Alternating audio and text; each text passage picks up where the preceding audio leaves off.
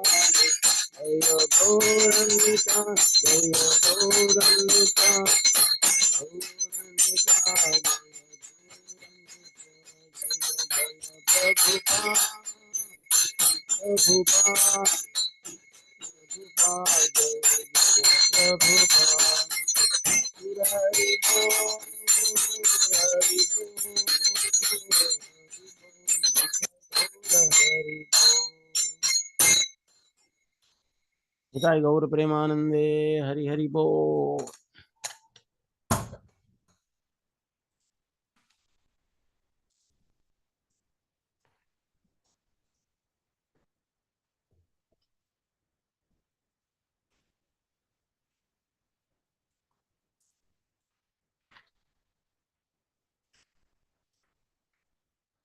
हरे कृष्णा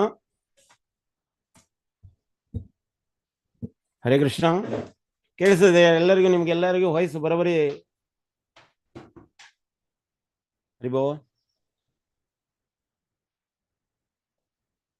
ಕೇಳ್ತದೆ ಪ್ರಭುಜಿ ಕೇಳ್ತದೆ ಸರಿ ಸರಿ ಸರಿ ಹರೇ ಕೃಷ್ಣ ಪ್ರಭುಜಿ ಹರೇ ಕೃಷ್ಣ ಓಂ ಅಜ್ಞಾನತಿಮಿರಾಂಧಸ್ಯ ಜ್ಞಾನಾಂಜನಶಲಾಕಯಾ ಚಕ್ಷುರುಂ ಮೀಲಿತಂ ಯೇನ ತಸ್ಮೈ ಶ್ರೀ ಗುರವೇ ನಮಃ श्रीचैतन्य मनोभीष्टं स्थापितं येन भूतले स्वयं रूपा कदा मह्यं ददाति स्वपदान्तिकं वन्देऽहं श्रीगुरो श्रीयुतपादकमलं श्रीगुरून् वैष्णवांश्च श्रीरूपं साग्रजातां सहगणा रघुनाथान्वितं तं सजीवं साद्वैतं सावधूतं परिजना सहितं कृष्ण चैतन्य देवं श्री राधा कृष्ण पादान् सहगणा ललिता श्री विशाखान्वितंश्च हे कृष्ण करुणा सिंधु दीनबंधो जगत्पते गोपेश गोपिका कांत राधा कांत नमोस्तुते तप्त कांचन गौरांगी राधे वृंदावनेश्वरी वृषभानुसुते देवी प्रणमामि हरिप्रिये ವಾಂಛಾಕಲ್ಪತರುಭ್ಯಶ್ಚ ಕೃಪಾ ಸಿಂಧುಭ್ಯೇವ ಚ ಪತಿತಾನಾಂ ಪಾವನೇಭ್ಯೋ ವೈಷ್ಣವೇಭ್ಯೋ ನಮೋ ನಮಃ. ಶ್ರೀಕೃಷ್ಣ ಚೈತನ್ಯ ಪ್ರಭು ನಿತ್ಯಾನಂದ ಶ್ರೀ ಅದ್ವೈತ ಗದಾಧರ ಶ್ರೀವಾಸಾದಿ ಗೌರ ಭಕ್ತವೃಂದ. ಹರೇ ಕೃಷ್ಣ ಕೃಷ್ಣ ಕೃಷ್ಣ ಹರೇ ಹರೇ, ಹರೇ ರಾಮ ರಾಮ ರಾಮ ಹರೇ ಹರೇ. ಹರೇ ಕೃಷ್ಣ ಕೃಷ್ಣ ಕೃಷ್ಣ ಹರೇ ಹರೇ, ಹರೇ ರಾಮ ರಾಮ ರಾಮ ಹರೇ ಹರೇ. ಹರೇ ಕೃಷ್ಣ. ಇವತ್ತಿನ ಮುಂಜಾನೆಯ ಈ ಸುಂದರ ಪ್ರೋಗ್ರಾಮಿಗೆ ತಮ್ಮೆಲ್ಲರಿಗೂ ಇಸ್ಕಾನ್ ವತಿಯಿಂದ ಸ್ವಾಗತ ಕೊಡುತ್ತೇವೆ. ಹರೇ ಕೃಷ್ಣ. ರಾಮಾಯಣದ ಕಥೆಯನ್ನು ಮುಂದುವರಿಸ್ತಾ ಇದ್ದೀವಿ. ನಾವು ಹಿಂದಿನ ಕ್ಲಾಸ್ ರಾಮಾಯಣ ಮಾಡಿದ್ದೀವಿ, ನೀವು ಕೇಳಿಸಿಕೊಂಡ್ರಿ. ನಾವು ಸಿಸ್ಟಮೆಟಿಕ್ ಆ್ಯಕ್ಚುಲಿ ಯಾವುದೇ ಕಥಾನು ಸಿಸ್ಟಮೆಟಿಕ್ ಆಗಿ ನಾವು ಹೋಗ್ತಾ ಇಲ್ಲ. ಹಂಗಾಗೋದ್ರಿಂದ ಎಲ್ಲಾದರೂ ಆ ಕನೆಕ್ಟಿವಿಟಿ ಪ್ರಾಬ್ಲಮ್ ಆಗ್ತದೆ ಅಂದ್ರೆ ಕ್ಷಮಿಸಿ.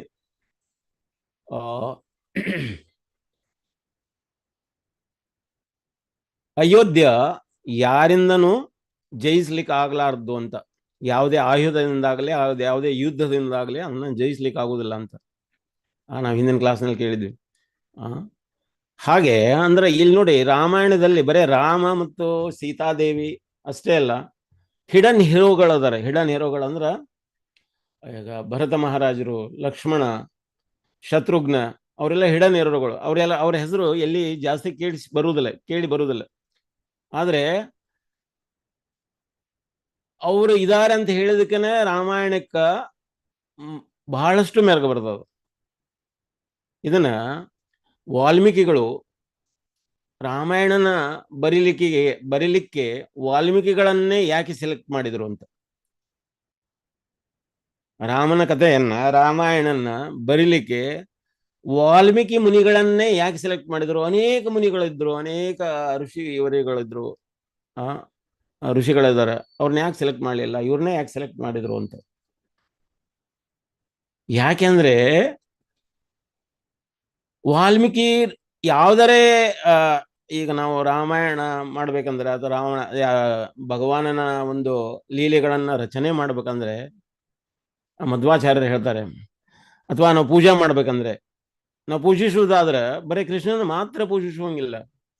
ಕೃಷ್ಣನ ಜೊತೆಗೆ ರಾಧೆಯನ್ನು ಪೂಜಿಸ್ಬೇಕು. ರಾಧಾಕೃಷ್ಣ, ರುಕ್ಮಿಣಿ ಕೃಷ್ಣ, ಯಶೋಧ ಕೃಷ್ಣ, ಹಂಗ ಲಕ್ಷ್ಮೀ ನಾರಾಯಣ, ಲಕ್ಷ್ಮೀ ನರಸಿಂಹ, ಸೀತಾರಾಮ್, ಈಗ ತಿರುಪತಿ ತಿಮ್ಮಪ್ಪ ನಾವು ಹೇಳ್ತೇವೆ, ಅವರಾದ್ರೂ ಕೂಡ ತಿರು ಅಂದ್ರೆ ಲಕ್ಷ್ಮಿ, ಪತಿ ಯಾರು? ಭಗವಾನ್. ಅಂದ್ರೆ ನಾವು ತಾಯಿಯ ಮೂಲಕ ತಂದೆ ಹತ್ರ ಹೋಗ್ಬೇಕು ಅನ್ನುವಂಥ ಕಾನ್ಸೆಪ್ಟ್ ಉಂಟು. ಯಾವಾಗ ತಾಯಿಯ ಒಂದು ಕೃಪೆ, ತಾಯಿಯ ಒಂದು ಒಲುಮೆ, ತಾಯಿಯ ಒಂದು ಮಮತೆ ನಮಗೆ ಸಿಗ್ತತೆ ಅಂದ್ರೆ ಆಮೇಲೆ ತಂದೆಯ ಪ್ರೇಮ ನಮಗೆ ಸಿಗ್ತತಿ ಅಂತ. ಈಗ ಮಕ್ಕಳು ಎಲ್ಲೋ ಸ್ಕೂಲ್ ಟ್ರಿಪ್ಗೆ ಹೋಗ್ಬೇಕಂತಿರ್ತಾರೆ. ಮಗು ಬಂದು ಯಾರನ್ನ ಕೇಳ್ತದೆ? ದುಡ್ಡು ಬೇಕಾಗಿದೆ ಅಪ್ಪ, ಟ್ರಿಪ್ಪಿನ ಸಲುವಾಗಿ 1,000 ರೂಪಾಯಿ ಹಣ ಬೇಕು. ಹಣ ಹೋಗಿ ಅಪ್ಪನ ಹತ್ರ ಕೇಳಲಿಕ್ಕೆ ಆಗುದಿಲ್ಲ. ಅಪ್ಪ ಜಬರಿಸ್ತಾರೆ, ಬೈತಾರೆ, ಬೆದರಿಸ್ತಾರೆ. ಏನು ಹೇಳೋದು? ಯಾರ ಕಡೆಗೆ ಹೋಗ್ತಾರೆ? ನೇರವಾಗಿ ಮಗು ಯಾರ ಕಡೆ ಹತ್ರ ಹೋಗ್ತದೆ? ಅಮ್ಮನ ಹತ್ರ ಹೋಗ್ತಾರೆ. ಅಮ್ಮ ಅವರೆಲ್ಲ ಟ್ರಿಪ್ ಹೋಗ್ತಾ ಇದ್ದಾರೆ, ನಾನು ಹೋಗ್ತೇನೆ. ಹೋಗು ಅಂತಾರೆ ಅಮ್ಮ. ಅಲ್ಲ, ಹೋಗು ಅಂದ್ರೆ ಆ ಟ್ರಿಪ್ಪಿಗೆ ಹೋಗ್ಲಿಕ್ಕೆ 1,000 ರೂಪಾಯಿ ಖರ್ಚು ಬೇಕಿದು, 1,000 ರೂಪಾಯಿ ಬೇಕು ಅಂತ. ನನ್ನ ಕಡೆಗಿಲ್ಲ ಅಷ್ಟು ದುಡ್ಡು, ನಾನು ಕೊಡ್ಲಿಕ್ಕೆ ಆಗೋದಿಲ್ಲ, ನೀ ಅಪ್ಪನಿಗೆ ಕೇಳು ಅಂತ. ಅಪ್ಪ ಹಿಂಗೆ ಕೇಳಿದ್ರೆ ನಾನು ಬೈತಾರೆ. ಅಮ್ಮ ನೀ ಕೇಳಿದ್ರೆ ಅಪ್ಪ ಕೊಡ್ತಾರೆ, ಪ್ಲೀಸ್ ಅಮ್ಮ ಅವರೆಲ್ಲ ಹೋಗ್ತಾ ಇದ್ದಾರೆ, ನಾನು ಹೋಗ್ತೇನೆ ಟ್ರಿಪ್ಪಿಗೆ ಅಂತ. ಅಮ್ಮ ಏನ್ ಮಾಡ್ತಾರೆ? ಫಸ್ಟಿಗೆ ಒಪ್ಕೊಳ್ಳೋದಿಲ್ಲ, ಆಮೇಲೆ ಮಗು ಕೇಳ್ತದಂತ ಹೇಳ್ಬಿಟ್ಟು ಒಪ್ಪಿಕೊಂಡು ಏನ್ ಮಾಡ್ತಾರೆ? ಅಪ್ಪ ಏನಿಗೆ ಸರ್ವ್ ಮಾಡ್ತಾ ಇರ್ತಾರೆ, ಊಟ ಹಾಕ್ತಾ ಇರ್ತಾರೆ. ಊಟ ಕೊಡ್ಬೇಕಾದ್ರೆ, ಪ್ರಸಾದ ಸರ್ವ್ ಮಾಡ್ಬೇಕಾದ್ರೆ ಕೇಳ್ತಾ ಇರ್ತಾರೆ, ಏನ ಅಲ್ರಿ ಅವ್ರ ಪಕ್ಕದ ಮನೆಯವರು ಮಾಸ್ಟರ್ ಮಗದಲ್ಲ, ಅವರೆಲ್ಲ ಟ್ರಿಪ್ ಹೋಗ್ತಾ ಇದ್ದಾರೆ, ಮತ್ತೆ ಇವ್ರ ಮನೆ ಪಕ್ಕದವರು ಇದಾರಲ್ಲ, ಅವರು ಮಗುನು ಕೂಡ ಟ್ರಿಪ್ ಹೋಗ್ತಾ ಇದೆ. ಏನು ಟ್ರಿಪ್ ಹೋಗ್ತದೆ ಅವ್ರು ಹೋಗ್ತಾರೆ ಇವ್ರು ಹೋಗ್ತಾರೆ ಅಂತ ಏನು ರಾಮಾಯಣ ಹೇಳ್ತಾ ಇದೆ ಏನಿದ್ರ ಹಿಂದಿನ ಉದ್ದೇಶ ಅಂತ ಕೇಳ್ತಾರೆ ತಂದೆ. ಅಲ್ಲ, ಅವರೆಲ್ಲ ಹೋಗ್ತಾ ಇದ್ರೆ ನಮ್ಮ ಮಗನು ಹೋಗ್ಲಿ ಅಂತ. ಓ, ಈ ಈ ರೀತಿ ನೀ ಸರ್ವ್ ಮಾಡೋ ಉದ್ದೇಶನೇ ಗೊತ್ತಾಯ್ತು, ಏನೋ ಕೇಳುವಂತ ಉದ್ದೇಶ ಇದೆ ಅಂತ ತಂದೆ ಹೇಳ್ತಾರೆ. ಹೌದೌದು, ನಮ್ಮ ಮಗನು ಹೋಗ್ಲಿ ಅಂತ. 1,000 ರೂಪಾಯಿ ಖರ್ಚಾಗ್ತದೆ, ದಯವಿಟ್ಟು 1,000 ರೂಪಾಯಿ ಕೊಡಿ ಅಂತ. ಅವನಿಗೆ ಕಳ್ಸೋದಿಲ್ಲ ನಾನು, ಅವ್ನು ಸರಿಯಾಗಿ ಅಭ್ಯಾಸ ಮಾಡೋದಿಲ್ಲ, ಸರಿಯಾಗಿ ಮಾರ್ಕ್ಸ್ ತಗೊಳ್ಳೋದಿಲ್ಲ, ಅವ್ನಿಗೆ ಯಾಕೆ ಕಳ್ಸೋದು ಅಂತ. ಸರಿಯಾಗಿ ಓದುವುದಿಲ್ಲ ಮನೆಯಲ್ಲಿ, ಸ್ಕೂಲ್ನಲ್ಲಿ ಫಸ್ಟ್ ಬರುವುದಿಲ್ಲ, ಅವ್ನಿಗೆ ಯಾಕೆ ಕಳ್ಸೋದು ಟ್ರಿಪ್ ಅಂತ. ಇಲ್ಲ, ಈ ಬಾರಿ ಒಳ್ಳೆ ಓದ್ತಾನೆ, ಈ ಬಾರಿ ಸ್ಕೂಲಿಗೆ ಒಳ್ಳೆ ಒಳ್ಳೆ ಒಳ್ಳೆ ಕ್ಲಾಸ್ ತೊಂಬರ್ತಾನೆ, ನಾ ಹೇಳ್ತೇನೆ ಅವನಿಗೆ. ತಾಯಿ ಮಗಂದು ಒಂದೇ ಹಠ, ತಾಯಿ ಮಗನು ಒಬ್ರೇ, ಒಂದೇ ಪಕ್ಷದವ್ರು ನೀವು ಅಂತ ಹೇಳ್ಬಿಟ್ಟು ಕೈ ತೊಳೆದು ಇನ್ನೇನು ಎದ್ದು ಹೋಗ್ಬೇಕಾದ್ರೆ ಅಪ್ಪ ಹೇಳ್ತಾನ, ಆಯ್ತು ಕೊಡ್ತಾನೆ ಅಂತ ಹೇಳಿ ಹೋಗ್ಬಿಡ್ತಾರ. ಇವನ ಹಿಂದಿನ ಬಾಗಿಲಿನಲ್ಲಿ ಅಡಿಕೊಂಡು ನಿಂತ್ಕೊಂಡಿರ್ತಾನೆ ಹುಡುಗ ನಿಂತ್ಕೊಂಡು ಏನ್ ಹೇಳ್ತಾನ, ಆಯ್ತು ಒಂದು ಹುಟ್ಟಲೆ ತಾಲಿ ಬಲಿಯೋದಾನೆ. ಅದನ್ನ ತಾಲಿ ಬಳಿಯುವಂಥದ್ದು ಅಂದ್ರೆ ಕೈ ಬಡಿಯ ಚಪ್ಪಾಳೆ ಬರ್ಸೋದು ಅಪ್ಪನಿಗೂ ಕೂಡ ಕೇಳಿಸ್ತದೆ. ಆ ಅಪ್ಪ ಕೇಳಿಸಿದ್ರು ಕೇಳಲಾರ್ದಂಗೆ ಅವನ ಮುಖ ತೋರಿಸಂಗನೆ ನಗ್ತಾ ಹೋಗ್ತಿರ್ತಾರೆ ಅಲ್ವಾ. ಅಂದ್ರೆ ಅದರ ಅರ್ಥ ತಾಯಿಯ ಮಮತೆಯಿಂದ ನಾವು ತಂದೆಯ ಪ್ರೇಮಕ್ಕ ಹೋಗ್ಲಿಕ್ಕಾಗ್ತತಿ ಅಂತ. ಇಲ್ಲಿ ಪ್ರಭುಪಾದವರು ಕೂಡ ನಮ್ಮ ಇಸ್ಕಾನ್ ಆಂದೋಲನನ ಸ್ಥಾಪನೆ ಮಾಡಿರೋದು ನೋಡಿ ತಾಯಿ ಮೂಲಕನೇ. ಹೇಗೆ ನಾವು ಕಿಚನ್ ಮೂಲಕ, ನಮ್ದು ಕಿಚನ್ ಮೂವ್ಮೆಂಟ್ ಅಂತ ಕರೀತಾರೆ, ಕಿಚನ್ ಮೂವ್ಮೆಂಟ್ ಅಂತ, ನಮ್ದು ಅಡಿಗೆ ಮನೆ ಮೂಲಕ ನಾವು ಪ್ರಚಾರ ಮಾಡ್ತಾ ಇದೀವಿ ಅಂತ. ನಾವು ಪ್ರಸಾದ ಹಂಚೋದ್ರ ಮೂಲಕ ಪ್ರಚಾರ ಮಾಡ್ತಾ ಇದೀವಿ. ಅದಕ್ಕೆ ಪ್ರಭುಪಾದರು ಹೇಳ್ತಾರೆ, ಯಾರಾದರ ಹೃದಯವನ್ನ ನಾವು ಮುಟ್ಟಬೇಕನ್ನುವಂಗಿದ್ರೆ ಹೊಟ್ಟೆ ಥ್ರೂ ಮುಟ್ಟಬೇಕು ಅಂತ. ಹೊಟ್ಟೆ ಥ್ರೂ ಅಂದ್ರೆ ಹೊಟ್ಟೆ ಮೂಲಕ ನಾವು ಮುಟ್ಟಬೇಕಂದ್ರೆ, ಅಂದ್ರೆ ಹೊಟ್ಟೆ ಮೂಲಕ ಅಂದ್ರೆ ಹೊಟ್ಟೆ ಒಳಗೆ ಹೊಕ್ಕೊಳ್ಳೋದು ಅಲ್ಲ. ಹೊಟ್ಟೆ ಮೂಲಕ ಅಂದ್ರೆ ಅವರಿಗೆ ಹಸಿವನ್ನು ಮೊದಲು ಪ್ರಸಾದ ತಿನ್ನಿಸಿ, ಆಮೇಲೆ ನೀವೇನು ಹೇಳ್ತೀರಿ ಆ ಫಿಲಾಸಫಿ ಅವ್ರು ಕೇಳಿಸ್ಕೊಳ್ತಾರ, ಇಲ್ಲಾಂದ್ರೆ ಕೇಳಿಸ್ಕೊಳ್ಳೋದಿಲ್ಲ ಅಂತ. ಅದಕ್ಕೆ ಮೊದಲು ಪ್ರಸಾದ ಕೊಡುವಂತ ಸಿಸ್ಟಮ್ ಅನ್ನ ಪ್ರಭುಪಾದವರು ಡೆವಲಪ್ ಮಾಡಿದ್ರು. ಮತ್ತೆ ಅದೇ ರೀತಿನ ಈಗ ನೋಡಿ ಪ್ರತಿಯೊಂದು ಮಂದಿರಗಳಲ್ಲಿ ನೀವು ಯಾವುದೇ ಮಂದಿರಕ್ಕೆ ಹೋದ್ರು ಕೂಡ ಅಲ್ಲಿ ಅನ್ನದಾನ ಅಂತ ಇರ್ತದೆ. ಅನ್ನದಾನ ಇರುವುದು ಯಾಕೆ, ನೀವು ಎಂತ ದೊಡ್ಡ ಪ್ರೋಗ್ರಾಮ್ ಮಾಡಿದ್ರು, ಏನೇ ಪ್ರೋಗ್ರಾಮ್ ಮಾಡಿದ್ರು ಕೂಡ ನೀವು ಆಗ ಭೋಜನ ಇರ್ಲಿಲ್ಲ ಅಂದ್ರೆ ಅಥವಾ ಅನ್ನದಾನ ಇರ್ಲಿಲ್ಲ ಅಂದ್ರೆ ಆ ಪ್ರೋಗ್ರಾಮಕ್ಕೆ ಮೆರಗುವ ಬರೋದಿಲ್ಲ, ಜನನೂ ಬರೋದಿಲ್ಲ. ಫಸ್ಟ್ ಬಂದಿರ್ತಾರೆ, ಅನ್ನದಾನ ಇರಬಹುದು ಅಂತ ಬಂದಿರ್ತಾರೆ, ಅನ್ನದಾನನೇ ಇಲ್ಲ ಅಂತ ಅಂದ್ಕೂಡ್ಲೆ ಜನ ಇನ್ನೊಮ್ಮೆ ನೆಕ್ಸ್ಟ್ ಟೈಮ್ ಪ್ರೋಗ್ರಾಮ್ ಮಾಡಿದ್ರೆ ಅಲ್ಲಿ ಏನು ಭೋಜನ ಕೊಡೋದಿಲ್ಲ, ಏನು ಪ್ರಸಾದ ಕೊಡೋದಿಲ್ಲ, ಅಲ್ಲಿ ಯಾಕೆ ಹೋಗೋದು ಅಂತ. ಅಲ್ಟಿಮೇಟ್ ಏನಾಗ್ತದೆ, ನಮ್ಮ ಹೊಟ್ಟೆಗೆ ಏನಾದರೂ ಪ್ರಸಾದ ಬಿದ್ದರೆ ಅದು ನಾವು ಇದರ ಬಗ್ಗೆ ಪ್ರೇಮ ಅಥವಾ ಒಲವನ್ನು ಬೆಳೆಸ್ಕೊಳ್ತೀವಿ ಅಂತ. ಈಗ ನಾವು ಯಾರಿಗಾದ್ರೂ ನೋಡ್ರಿ, ಇದೊಂದು ಪ್ರೋಟೋಕಾಲ್ ಇರ್ತದೆ. ಈಗ ಯಾರಿಗಾದ್ರೂ ನಿಮ್ಗೆ ಈವನ್ ಗೌರ್ಮೆಂಟ್ ಇದ್ರೊಳಗಾದ್ರೂ ಆಗಲಿ ಅಥವಾ ದೊಡ್ಡ ದೊಡ್ಡ ಕಾಂಟ್ರಾಕ್ಟ್ ಸೈನ್ ಆಗೋದಾಗಲಿ, ಅಸೈನ್ಮೆಂಟ್ ಆಗೋದಾಗಲಿ, ಮೊದಲು ಏನು ಮಾಡ್ತಾರೆ, ಅವ್ರನ್ನ ಕರೆದ್ಬಿಟ್ಟು ಪಾರ್ಟಿ ಕೊಡ್ತಾರೆ. ಅವ್ರಿಗೆ ಪಾರ್ಟಿ ಕೊಟ್ಟು, ಪಾರ್ಟಿ ಆದಮೇಲೆ ಅದನ್ನ ಏನಾದರೂ ಸೈನ್ ಇರ್ತಾವೋ ಅವು ಸೈನ್ ಎಲ್ಲ ಮಾಡ್ಬೇಕಾಗ್ತದೆ. ಅಂದ್ರೆ ಪಾರ್ಟಿ ಕೊಡೋ ಉದ್ದೇಶ ಏನು, ಅಲ್ಟಿಮೇಟ್ ಆ ಸಂಬಂಧನ ಜೋಡಿಸ್ಬೇಕಂದ್ರೆ ನಾವು ದದಾತಿ ಪ್ರತಿಗೃಣಾತಿ ಅಂದ್ರೆ ನಾವು ಕೊಡಬೇಕು, ಅವ್ರ ಕಡೆಯಿಂದ ತಗೊಳ್ಬೇಕು ಅಂತ. ಈ ಸಿಸ್ಟಮು ಮೊದಲಿಂದನೂ ಜಾರಿ ಬರ್ತದೆ. ಹಿಂಗ ವಾಲ್ಮೀಕಿ ಋಷಿಗಳನ್ನ ಯಾಕೆ ಆಯ್ಕೆ ಮಾಡಿದ್ರಂದ್ರೆ, ವಾಲ್ಮೀಕಿ ಋಷಿಗಳು ಆಶ್ರಮದಲ್ಲಿ ಸೀತಾಮಾತಾ ಇದ್ರು. ಅಲ್ಲಿ ಲವಕುಶನರಿಗೆ ಜನ್ಮ ಕೊಟ್ಟರು. ಅವರು ಆ ಸೇವೆ ಮಾಡಿದ್ರು. ಅವರು ಯಾರ್ದು, ಸೀತಾಮಾತೆಯ ಸೇವಾ ಮಾಡಿದ್ರು. ಆ ಸೀತಾಮಾತೆಯ ಕರುಣೆ, ಕೃಪೆ, ಮಮತೆ ವಾಲ್ಮೀಕಿ ಋಷಿಗಳಿಗೆ ಸಿಕ್ಕಿತ್ತು. ಆ ಕೃಪೆ ಸಲುವಾಗಿನ ಅವ್ರನ್ನ ರಾಮಾಯಣಕ್ಕಾಗಿ ಅವ್ರನ್ನ ಸೆಲೆಕ್ಟ್ ಮಾಡಿದರು, ರಾಮಾಯಣದ ರಚನೆಗಾಗಿ ಅವ್ರನ್ನ ಸೆಲೆಕ್ಟ್ ಮಾಡಿದರು. ಅಂದ್ರ ಎಲ್ಲಿ ಯೋಗ ಮಾಯೆಯ ಕೃಪೆ ಆಗಿರ್ತತಿ ಅಲ್ಲಿ ಮಾತ್ರ ಈ ರೀತಿ ಕಥೆಗಳು ಅಥವಾ ಈ ರೀತಿ ಭಗವಾನನ ಕಥೆಯನ್ನ ರಚನೆ ಮಾಡುವಂತ ಯೋಗ್ಯತೆ ಸೃಷ್ಟಿ ಆಗ್ತತಿ ಅಂತ. ಇಲ್ಲ ಅಂದ್ರೆ ಆ ಯೋಗ್ಯತೆ ಬರುವುದಿಲ್ಲ ಅಂತ. ಅದಕ್ಕೆ ಮಧ್ವಾಚಾರ್ಯರು ನಮಗೆ ವರ್ಷಿಪ್ ಮಾಡೋದಾದ್ರೆ ರಾಧಾಕೃಷ್ಣನ ವರ್ಷಿಪ್ ಮಾಡ್ಬೇಕು, ಅಥವಾ ಲಕ್ಷ್ಮೀ ನರಸಿಂಹನ ವರ್ಷಿಪ್ ಮಾಡ್ಬೇಕು, ಲಕ್ಷ್ಮೀ ನಾರಾಯಣನ ಪೂಜಿಸ್ಬೇಕು ಅನ್ನೋಂಥದ್ದು. ಅಂದ್ರೆ ತಾಯಿ ಮೂಲಕನ ನಾವು ತಂದೆ ಹತ್ರ ಹೋಗ್ಬೇಕು ಅನ್ನೋಂಥದ್ದು ಕಾನ್ಸೆಪ್ಟ್. ಹಿಂಗ ರತ್ನಾಕರ ನೋಡ್ರಿ, ವಾಲ್ಮೀಕಿ ಹೆಸರು ಮೊದಲು ರತ್ನಾಕರ ಅಂತಿತ್ತು ನೋಡ್ರಿ. ರಾಮಾಯಣ ರಚನೆ ಮಾಡೋದ್ರ ಮೂಲಕ ಅವನ ಪೂರ್ವ ಜನ್ಮದದ್ದು ಏನೈತಂತಂದ್ರ, ಅವನ ಪೂರ್ವ ಇತಿಹಾಸ ಏನೈತೆ ಅನ್ನೋದು ಆಮೇಲೆ ವಾಲ್ಮೀಕಿ ಋಷಿಗಳಿಗೆ ಗೊತ್ತಾಗ್ತದೆ. ಅವ್ರ ಜೀವನದ ವೃತ್ತಾಂತನ ಅವ್ರಿಗೆ ಗೊತ್ತಾಗ್ತದೆ. ಆ ಆ ಜೀವನದ ವೃತ್ತಾಂತನ ಹೇಳ್ಕೊಂಡು ಅವ್ರ ಮುಂದೆ ವಾಲ್ಮೀಕಿ ರಾಮಾಯಣದಲ್ಲಿ ಅದನ್ನ ಉಲ್ಲೇಖ ಮಾಡ್ತಾ ಹೋಗ್ತಾರೆ. ಅವ್ರು ನೋಡ್ರಿ ರತ್ನಾಕರ ಅಂತ ಅವನ ಮೊದಲಿನ ಹೆಸರು. ಅವನು ಬೇಡ, ಹಂಟರ್,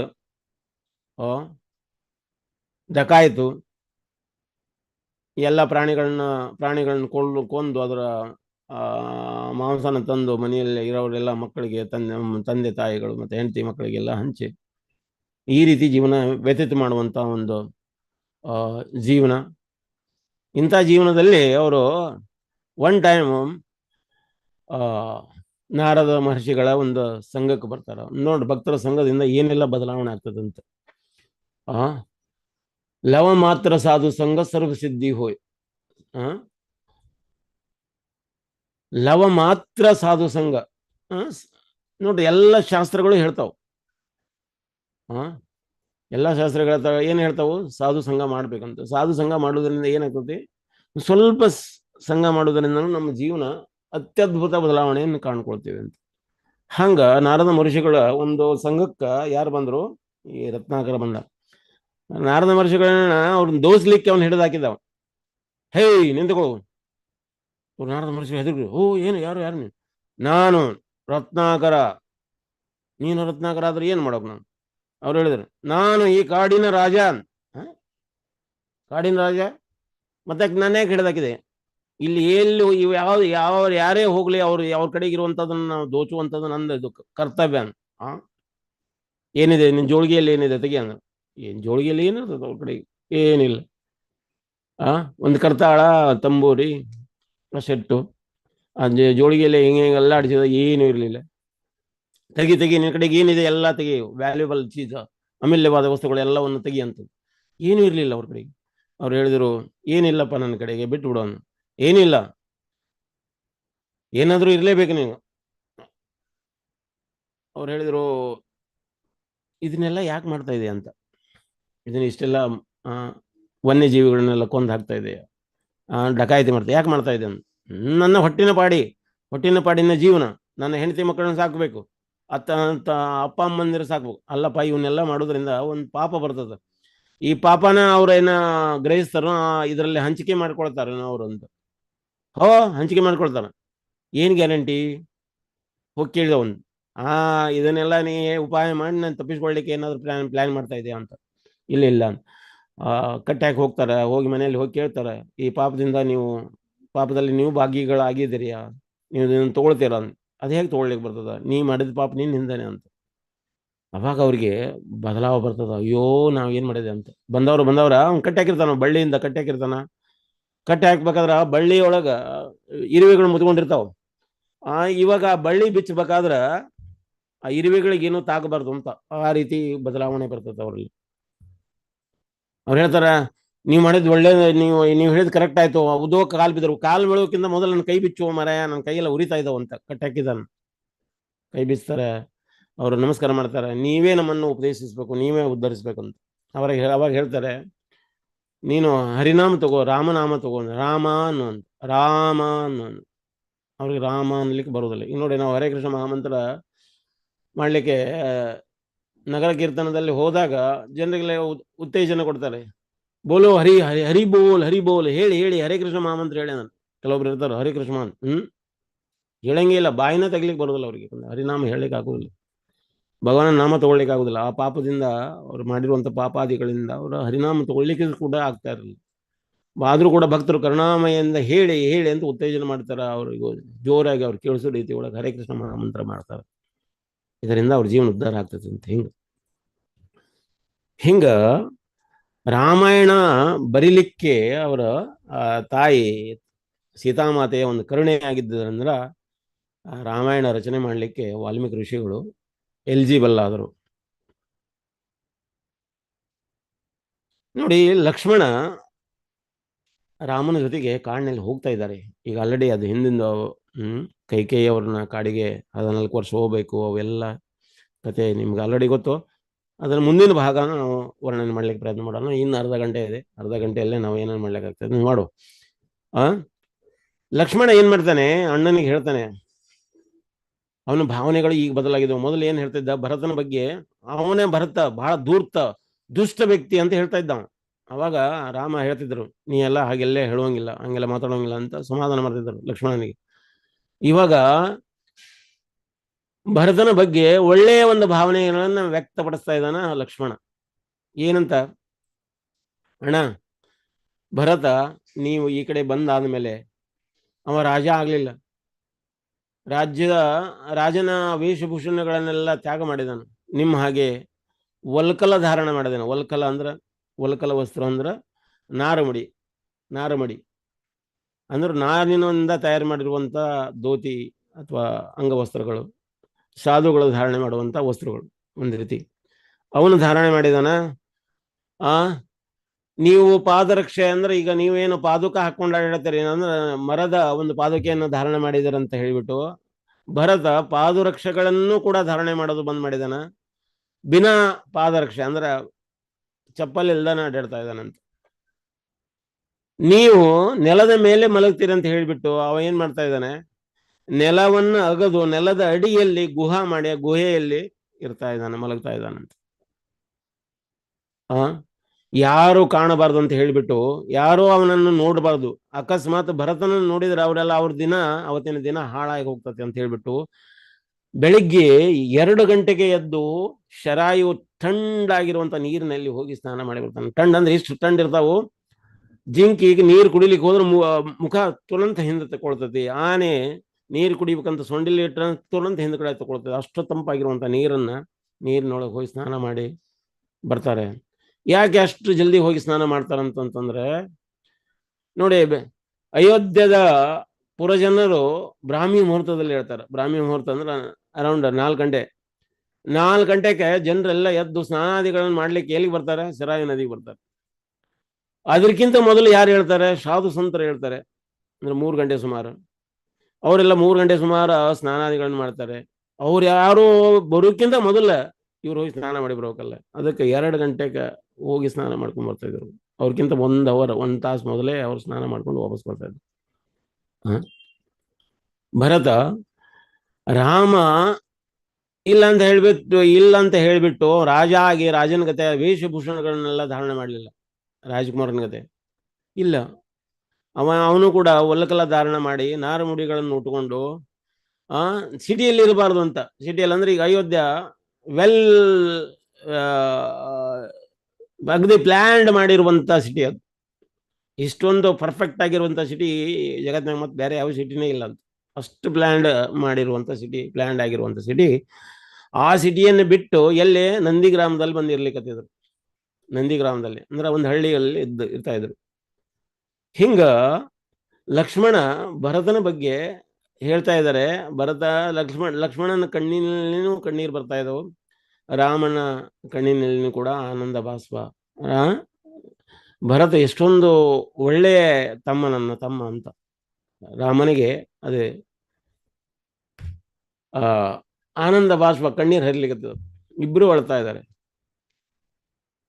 ಆದ್ರೆ ಹೇಳ್ತಾ ಹೇಳ್ತಾ ಹೇಳ್ತಾ ಲಕ್ಷ್ಮಣ ಏನ್ ಮಾಡ್ತಾನ, ಇಂಥ ಭರತನ ತಾಯಿ ಯಾರು, ಕೈಕೇಯಿ, ಅವಳು ಹೇಗೆ ಅವಳ ಮನ ಅಶುದ್ಧ ಆಗ್ಲಿಕ್ಕೆ ಕಾರಣ ಏನು, ಆ ಕುತ್ಸಿತ ಬುದ್ಧಿ ಈರ್ಷಾ ಬುದ್ಧಿ ಬರ್ಲಿಕ್ಕೆ ಹೇಗೆ ಇದಾಯ್ತು. ರಾಮ್ ತುರಂತ ಅಲ್ಲಿಗೆ ನಿಲ್ಲಿಸ್ತಾನ. ಏನು, ಲಕ್ಷ್ಮಣ ನೀ ಮುಂದುವರಿಸ್ಬೇಡ, ಮುಂದೆ ಹೇಳ್ಬೇಡ ನೀನು, ಅವಳು ಕೂಡ ನನ್ನ ತಾಯಿ. ಯಾರು, ಕೈಕೇಯಿ. ನಾನು ನನ್ನ ತಾಯಿಗೆ ಕೌಶಲ್ಯಗೆ ಎಷ್ಟು ಮರ್ಯಾದೆ ಕೊಡ್ತಾನೆ ಅಷ್ಟೇ ಮರ್ಯಾದೆ ನನ್ನ ಕೈಕೇಯಿಗೂ ಕೂಡ, ಕೈಕೇಯಿಯ ತಾಯಿಗೂ ಕೂಡ ಇದೆ. ಅವಳು ನನ್ನನ್ನು ಇಷ್ಟೊಂದು ಪ್ರೇಮಿಸ್ತಾಳೆ, ಇಷ್ಟೊಂದು ಮಮತೆ ಇದೆ ನನ್ನ ಬಗ್ಗೆ. ಅದ್ರ ಸಲುವಾಗಿ ನನ್ನನ್ನು 14 ವರ್ಷ ವನವಾಸ ಕಳಿಸಿಕೊಟ್ಲು. ಯಾಕೆ ಕಳಿಸಿಕೊಟ್ಲು ಅಂದ್ರೆ ಅವಳು ಸೀತನ ಬಗ್ಗೆ ಇಷ್ಟೊಂದು ಕರುಣೆ ಇದೆ ಅವಳಿಗೆ. ಯಾದ್ರೆ ಅರಮನೆಯಲ್ಲಿ ಇರೋದ್ರಿಂದ ಅಷ್ಟೊಂದು ಪ್ರೈವೇಟ್ ಟೈಮ್ ನಮ್ಗೆ ಸಿಗ್ಲಿಕ್ಕಿಲ್ಲ ಅಂತ ಹೇಳಿಬಿಟ್ಟು ದೊಡ್ಡ ಒಂದು ಹನಿಮೂನ್ ಆಗ್ಲಿ ಅಂತ 14 ವರ್ಷದ ಹನಿಮೂನಿಗಾಗಿ ನಮ್ಮನ್ನು ಕಳಿಸಿಕೊಟ್ಟಿದ್ದಾಳೆ. ನೋಡ್ರಿ, ಈ ಜಗತ್ತಿನೊಳಗೆ ಯಾರು ಹನಿಮೂನ್ ಅಂದ್ರೆ ಇಷ್ಟು ವರ್ಷಗಳವರೆಗೆ ಯಾರು ಹನಿಮೂನ್ ಮಾಡ್ಲಿಕ್ಕೆ ಸಾಧ್ಯ ಇಲ್ಲ. ಇಷ್ಟು ಲಂಬಾ ದೊಡ್ಡದು, ಇಷ್ಟು 14 ವರ್ಷಗಳ ವನವಾಸ ನನ್ನ ತಾಯಿ ನಮಗೆ ಕರುಣೆ ಮಾಡಿಕೊಟ್ಟಿದ್ದಾಳೆ. ಅಂದ್ರೆ ನಮಗೆ ಸೀತೆಯ ಜೊತೆಗೆ ನಾನು ಇರ್ಲಿಕ್ಕೆ ಆ ಕೈಕೇಯಿ ಈ ವ್ಯವಸ್ಥೆ ಮಾಡಿದಾಳಂತ. ರಾಮ ತಪ್ಪಿನಲ್ಲಿಯೂ ಕೂಡ ಒಳ್ಳೆಯದನ್ನು ಹುಡುಕ್ತಾ ಇದ್ದಾರೆ, ಕೆಟ್ಟದರಲ್ಲಿ ಕೂಡ ಒಳ್ಳೆಯದನ್ನು ಹುಡುಕ್ತಾ ಇದ್ದಾರೆ, ನೆಗೆಟಿವ್ನಲ್ಲಿ ಕೂಡ ಪಾಸಿಟಿವ್ ಅನ್ನು ನೋಡ್ತಾ ಇದ್ದಾರೆ. ಅಂದರೆ ನಾವು ನಮ್ಮ ಜೀವನದಲ್ಲಿ ಕೂಡ ಯಾವುದೇ ಪ್ರಸಂಗ ಬಂದರೂ ಕೂಡ ಅದರಲ್ಲಿ ಯಾವುದು ಧನಾತ್ಮಕವಾಗಿ ವಿಷಯಗಳಿರ್ತಾವೋ ಅದನ್ನು ನಾವು ಹಿಡಿಬೇಕು ಅನ್ನುವಂಥದ್ದು ರಾಮ ಇಲ್ಲೇ ಪ್ರತಿಬಿಂಬಿಸ್ತಾ ಇದ್ದಾರಂತ. ನೋಡಿ, ರಾಮಾಯಣ ಇರೋದು ಸೇವೆ ಮತ್ತು ಸೇವಕ ಮತ್ತು ಸೇವೆಯನ್ನು ಸ್ವೀಕಾರ ಮಾಡುವಂಥ ಭಗವಾನ್, ಈ ಮೂರರ ಒಂದು ಕಥಾ ನಡೆಯುತ್ತದೆ. ಇದು ಮೇನ್ ಇರುವಂಥದ್ದು ಇದೇ ಚೀಜ್. ರಾಮ ಭಗವಾನ್, ನಂತರ ಬರೋರೆಲ್ಲ ಸೇವಕರು ಮತ್ತು ಸೇವೆ, ಯಾರ್ಯಾರು ಎಷ್ಟೆಷ್ಟು ಸೇವೆ ಮಾಡಿದಾರಂತ ಅದೇ ವರ್ಣನೆ. ಹಂಗ ರಾಮ ಕಂದ ಮೂಲಗಳನ್ನು ತಿಂದು ಆ ಅರಣ್ಯದಲ್ಲಿ ಜೀವಿಸ್ತಾ ಇದ್ದಾನಂತಂದ್ರೆ ನಾನು ಯಾಕೆ ರಾಜಭೋಗಗಳನ್ನು ಸ್ವೀಕಾರ ಮಾಡ್ಬೇಕು ಅಂತ ಹೇಳ್ಬಿಟ್ಟು ಭರತ್ ಏನ್ ಮಾಡ್ತಾ ಇದ್ದಾನೆ, ಒಂದು ಮುಷ್ಟಿ ಜವಗೋಧಿ ಅಂದ್ರೆ ಬಾರ್ಲಿ, ಕನ್ನಡದಾಗ ಹೇಳ್ಬೇಕಂದ್ರೆ ಬಾರ್ಲಿಯನ್ನ 3 ತಾಸು, ಒಂದು ಮುಷ್ಟಿ 3 ತಾಸು ಗೋಮೂತ್ರದಲ್ಲಿ ನೆನೆಸಿ, ಆ ಗೋಮೂತ್ರದಲ್ಲಿ ನೆನೆಸಿರುವಂತ ಆ ಜವೆಗೋಧಿ ಅಥವಾ ಬಾರ್ಲಿಯನ್ನ ಒಂದು ದಿನಕ್ಕೆ ಅದು ಒಂದು ತಿಂದ್ರೆ ಸಾಕು. ಅದರಂಗ 14 ವರ್ಷಗಳನ್ನ ಅವ್ರು ಕಳೆದ್ರು. 14 ವರ್ಷಗಳು. ಯಾರು? ಭರತ ಮಹರ್ಷಿ. ದಿನಕ್ಕೆ ಒಂದೇ ಟೈಮ್ ತಿನ್ನೋದು, ಅದು 3 ಗಂಟೆ ನೆನೆಸಿರುವಂತ ಗೋಮೂತ್ರದಲ್ಲಿ ನೆನೆಸಿರುವಂತ ಬಾರ್ಲಿಯನ್ನ ತಿಂದು ಈ ರೀತಿ ತಪಸ್ಸೆ ಮಾಡ್ತಾ, ಅದರರ್ಥ ಈ ರೀತಿ ತಪಸ್ಸೆ ಮಾಡ್ತಾರೆ ಅಂತ ಹೇಳ್ಬಿಟ್ಟು ರಾಜ್ಯವನ್ನ ನಿರ್ಲಕ್ಷಿಸೋನು ಇಲ್ಲ, ಅದಕ್ಕಿಂತ ಶೋಭಾಯಮಾನವಾಗಿ ರಾಮನಿಗಿಂತನೂ ರಾಮ ಏನ್ ಫಾಲೋ ಮಾಡ್ತಾ ಇದ್ರು ಅದಕ್ಕಿಂತನೂ ಹೆಚ್ಚಿನ ಮಟ್ಟದಲ್ಲಿ ಅದನ್ನ ವಿಜೃಂಭಿಸಿದರು. ಅದಕ್ಕೆ ಇವನು ಹಿಡನ್ ಹೀರೋ ಅಂತ ಕರೀತಾರೆ. ರಾಮಾಯಣದ ಹಿಡನ್ ಹೀರೋಗಳು ಯಾರಂದ್ರೆ ಭರತ ಮಹಾರಾಜ. ಅದ್ರಲ್ಲಿ ಅನೇಕ ಮಂದಿ ಹೀರೋಗಳು ಅದಾರ. ಹನುಮಾನ್ಜಿ ಹೀರೋ ಅದಾರೆ, ಲಕ್ಷ್ಮಣ ಅದಾರೆ, ಸೀತಾಮಾತಾ ಅದಾರೆ, ಶತ್ರುಘ್ನ ಅದಾರೆ, ಜಾಂಬವಂತ ಅದಾರೆ, ಒಬ್ರಿಗಿಂತ ಒಬ್ರು. ವಾಲಿ, ಸುಗ್ರೀವ. ಹಿಂಗ ಅವರ ಭರತ ಮಹಾರಾಜರ ಒಂದು ದಿನನಿತ್ಯದ ದಿನಚರ್ಯ ಹೀಗೆ ನಡೀತಾ ಇತ್ತು. ನಮ್ಮ ಸೇವಕರಾಗಿ ಆ ಸೇವಾ ಮಾಡ್ತಾ ಹೋಗ್ತಾ ಇದ್ರು. ಮತ್ತೆ ರಾಮ ಏನತಿ ಜಡಾಜೂಟ ಆಗಿದ್ದಾನ. ಅವರ ರಾಜಕುಮಾರ ಆಗಿ ನಯವಾದ ಗುಂಗುರುಳು, ನಯವಾದ ಬಾಲ್ ಇತ್ತು ಅವ್ರದ್ದು. ಬಾಲ್ ಅಂದ್ರೆ ಅವ್ರ ಕೂದಲಿತ್ತು, ಅದನ್ನೆಲ್ಲ ಕಟ್ಕೊಂಡಿದ್ದ ರಾಮ. ರಾಮನೇ ಈ ರೀತಿ ಕಟ್ಕೊಂಡಿದ್ದಾನಂದ್ರೆ ನಾನು ಯಾಕೆ ಮಾಡ್ಬೇಕು ಅಂತ ಹೇಳ್ಬಿಟ್ಟು ರಾಮನ ಗತೆನೆ ಇವರು ಕೂಡ ಜಡೆಯನ್ನೇ ಕಟ್ಟಿಕೊಂಡ್ರು. ಹಿಂಗ ರಾಮನ ಬಗ್ಗೆ ಲಕ್ಷ್ಮಣ ವರ್ಣನೆ ಮಾಡ್ತಾ ಇರ್ಬೇಕಾದ್ರೆ ಕೌಶಲ್ಯನ ಬಗ್ಗೆ ಹೇಳಿದ ಕೂಡಲೇ ಸಿಟ್ಟು ಬಂತು. ಯಾರಿಗೆ? ರಾಮನಿಗೆ ಸಿಟ್ಟು ಬಂದು ಹೇಳ್ತಾನೆ, ನೀನ್ ನನ್ನ ಸೇವೆ ಮಾಡೋದಾದ್ರೆ ಮಾಡು, ಇಲ್ಲೆಂದ್ರೆ ಇಲ್ಲ ಅಂದ್ರೆ ಹೊರಟು ಹೋಗು. ನಿನ್ನ ಭಾವನೆಯ ಓಗದಲ್ಲಿ ಅಂದ್ರೆ ಭಾವನೆಯ ವೇಗದಲ್ಲಿ ನೋಡಿ, ನಮ್ಮ ಜೀವನದಲ್ಲಿ ಏನಾಗ್ತದೆ, ಭಾವಾವೇಶದಲ್ಲಿ ಬಂದು ನಾವು ಏನೆಲ್ಲ ಜಗಳ ಮಾಡಿಬಿಡ್ತೇವೆ. ನಮ್ಮ ಕಂಟ್ರೋಲ್ನಾಗ ಇರೋದೇ ಇಲ್ಲ. ನಮ್ಮ ಕ್ರೋಧದ ಒಂದು ಕಂಟ್ರೋಲ್ನಾಗ ಇರ್ತೀವಿ ಅಂತ, ಸಿಟ್ಟಿನ ಒಂದು ಕಂಟ್ರೋಲ್ನಾಗ ಇರ್ತೀವಿ. ಸಿಟ್ಟು ಏನ್ ಮಾಡ್ತದೆ, ಏನ್ ನಡೆಸ್ತದೆ ಅದ್ರ ಮೇಲೆ ಆಗಿ ಹೋಗ್ಬಿಡ್ತದೆ. ಅದು ಸಿಟ್ಟು ಅನ್ನೋದು ಬಹಳ ಡೇಂಜರಸ್ ಅಂತ. ಕ್ರೋಧನ ನಾವು ಕಂಟ್ರೋಲ್ ಮಾಡಬೇಕು ಅಂತ ಹಿಡಿತದೊಳಗೆ ಇಡಬೇಕು. ಷಡ್ರಿಪದೊಳಗೆ ಇದು ಕೂಡ ಕ್ರೋಧ. 6 ಶತ್ರುಗಳಲ್ಲಿ ಇದು ಒಂದು, ಕ್ರೋಧ ಕೂಡ ಒಂದು ಶತ್ರು ಅಂತ. ಆ ಸಿಟ್ಟನ್ನು ಶಕ್ತಿಯಾಗಿ ಪರಿವರ್ತಿಸಬಹುದು. ಆ ಸಿಟ್ಟನ್ನು ಶಕ್ತಿಯಾಗಿ ಪರಿವರ್ತಿಸಿದ್ರು ಯಾರು? ಅರ್ಜುನ. ಆ ಸಿಟ್ಟಿನಿಂದ ಶಕ್ತಿಯಾಗಿ ಪರಿವರ್ತಿಸಿದ್ರು, ಕುರುಕ್ಷೇತ್ರ ಯುದ್ಧನ ಗೆಲ್ಲಲಿಕ್ಕೆ ಆಯ್ತು. ಆ ಸಿಟ್ಟನ್ನು ಶಕ್ತಿಯಾಗಿ ಪರಿವರ್ತಿಸಿದ್ರು ಹನುಮಾನ್ಜಿ, ಲಂಕನ ಸುಟ್ಟು ಹಾಕಿದರು. ಹಿಂಗ ಸಿಟ್ಟನ್ನು ನಾವು ಶಕ್ತಿಯಾಗಿ ಪರಿವರ್ತಿಸಿದ್ರೆ ಅದ್ಭುತ ಕಾರ್ಯವನ್ನು ಮಾಡಬಹುದು. ಈಗ ನೋಡಿ, ಕೌಶಲ್ಯ ಏನ್ ಮಾಡ್ತಾರೆ, ರಾಮನಿಗೆ ಮಾರನೇ ದಿನ ರಾಜಕುಮಾರ ಆಗ್ತಾನೆ ಇವನು ಅಂತ ಹೇಳ್ಬಿಟ್ಟು ರಾಮನಿಗೆ 25 ವರ್ಷ ಆದ್ರೂ ಕೂಡ ಅವರು ಕೌಶಲ್ಯ ತಮ್ಮ ಮಡಿಲಲ್ಲಿ ಕುಂದಿರಿಸಿಕೊಂಡು, ಯಾರಾದ್ರೂ ತೊಡಿ ಮೇಲೆ ಕುಂದಿರಿಸ್ಕೊಳ್ತಾರೆ 25 ವಯಸ್ಸಿನ ಹುಡುಗರು, ಇಲ್ಲ ಕುಡಿಸ್ಕೊಳಕ್ ಆಗುದಿಲ್ಲ. ಆದ್ರೂ ಅಮ್ಮ ಏನ್ ಮಾಡ್ತಾ ಇದ್ದಾರೆ, ಅವ್ರು ಕುಡಿಸ್ಕೊಂಡು ಹೇಳ್ತಾ ಇದ್ದಾರೆ, ರಾಮನಿಗೆ ಇಷ್ಟವಾದ ಪಾಯಸ, ಅವರಿಗೆ ಇಷ್ಟವಾದ ಏನು ಅಡಿಗೆಗಳಿದಾವೋ ಅವನು ತಿನ್ನಿಸ್ತಾ ಇದ್ರು. ಅಮ್ಮ ನನಗೆ ಯಾಕೆ ಈ ರೀತಿ ತಿನ್ನಿಸ್ತಾ ಇದೆ ಇವತ್ತು ಸ್ಪೆಷಲಿ ಅಂತ ಕೇಳ್ತಾ ಇದ್ದಾರೆ ರಾಮ. ಅವಾಗ ಕೌಶಲ್ಯ ಹೇಳ್ತಾರೆ, ನೋಡಪ್ಪ, ನಾಳೆ ನೀನು ರಾಜ ಆಗ್ತೆ. ನಾಳೆ ನೀನು ರಾಜ ಆದ್ರೆ, ನೀ ರಾಜ ಆಗೋದಂದ್ರ ಅರ್ಥ ಏನು? ರಾಜ ಆದವ ಎಲ್ಲರಿಗೂ ಬೇಕಾದವ. ಅವಾಗ ಎಲ್ಲರಿಗೂ ಟೈಮ್ ಕೊಡಬೇಕಾಗ್ತದೆ. ಆದ್ರೆ ನಮಗೆ ಸ್ಪೆಷಲಿ ನಮ್ಗೆ ಹೊಳ್ಳಿ ಮರಳಿ ನನಗೆ ಈ ರೀತಿ ಟೈಮ್ ಸಿಗ್ತದೋ ಇಲ್ಲ ಗೊತ್ತಿಲ್ಲ. ಈಗ ನೋಡಿ, ಮೋದಿ 16 ತಾಸು ವರ್ಕ್ ಮಾಡ್ತಾರೆ. ಒಂದು ರೆಸ್ಟ್ ಮಾಡ್ಬೇಕಾದ್ರೆ ಒಂದು 4 ತಾಸು ಏನು ರೆಸ್ಟ್ ಮಾಡ್ತಾರೋ ನೀನು. ಅಲ್ಲಿ ಬೇರೆ ಅವಗುಣಗಳನ್ನ ಅವರೆಲ್ಲ ಬೇರೆ ವಿರೋಧಿ ಪಾರ್ಟಿಗಳು ಅವ್ರನ್ನೆಲ್ಲ ಬೈತಾರೆ, ಇದು ಮಾಡ್ತಾರೆ, ಅದೆಲ್ಲ ಇರೋದು. ಅಂದ್ರೆ ಒಬ್ಬ ಯಾವುದೇ ವ್ಯಕ್ತಿ ಪರಿಪೂರ್ಣ ಪ್ರಮಾಣದಲ್ಲಿ ಪರಿಪೂರ್ಣನಾಗಿ ಹುಟ್ಲಿಕ್ಕೆ ಸಾಧ್ಯ ಇಲ್ಲ. ಅವ್ರಿಗೆ ಕೆಲವೊಂದಿಷ್ಟು ವೇರಿಯೇಷನ್ ಇದ್ದೇ ಇರ್ತಾವ. ಹಂಗಂತ ಮೋದಿ ಒಂದು ತತ್ವ ಏನದೆಯಲ್ಲ, ದೇಶವನ್ನು ಒಂದು ಉನ್ನತಿಗೆ ಏರಿಸಬೇಕು, ಒಂದು ಅಭಿವೃದ್ಧಿ ರಾಷ್ಟ್ರ ಮಾಡಬೇಕು ನಾವು ಅನ್ನುವಂಥ ಒಂದು ಉತ್ಕಟವಾದ ಒಂದು ಆಕಾಂಕ್ಷೆ ಏನೈತೆ ಅದನ್ನ ನಾವು ಮೆಚ್ಚಲೇಬೇಕು, ಎಲ್ಲರೂ ಮೆಚ್ಚಲೇಬೇಕು. ಹಂಗ ಮೋದಿ ಕೂಡ ಹೋಗ್ಬೇಕಂದ್ರೆ ಮೋದಿ ಎಲ್ಲರಿಗೂ ಸಿಗ್ಲಿಕ್ಕೆ ಆಗುದಿಲ್ಲ.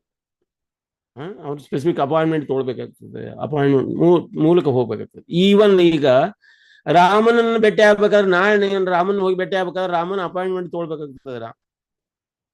ತಾಯಿನ ರಾಮನ ಭೇಟಿ ಆಗ ಬರ್ಬೇಕಂದ್ರ ಈ ಟೈಮ್ನಾಗ ಬರ್ರಿ, ರಾಮ ನಿಮ್ಗೆ ಟೈಮ್ ಕೊಡ್ತಾರಂತ. ಅಂದ್ರೆ ಅಷ್ಟು ಆ ಪ್ರೋಟೋಕಾಲ್ ಅನ್ನ ಫಾಲೋ ಮಾಡ್ಬೇಕಾಗ್ತದೆ.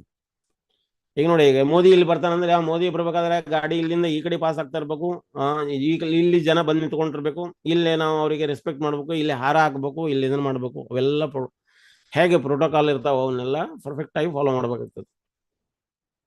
ಹಂಗ ತಾಯಿ ಅದನ್ನ ಆ ಪ್ರೋಟೋಕಾಲ್ ಬಗ್ಗೆ ಹೇಳ್ತಾ ಇದ್ದಾರೆ.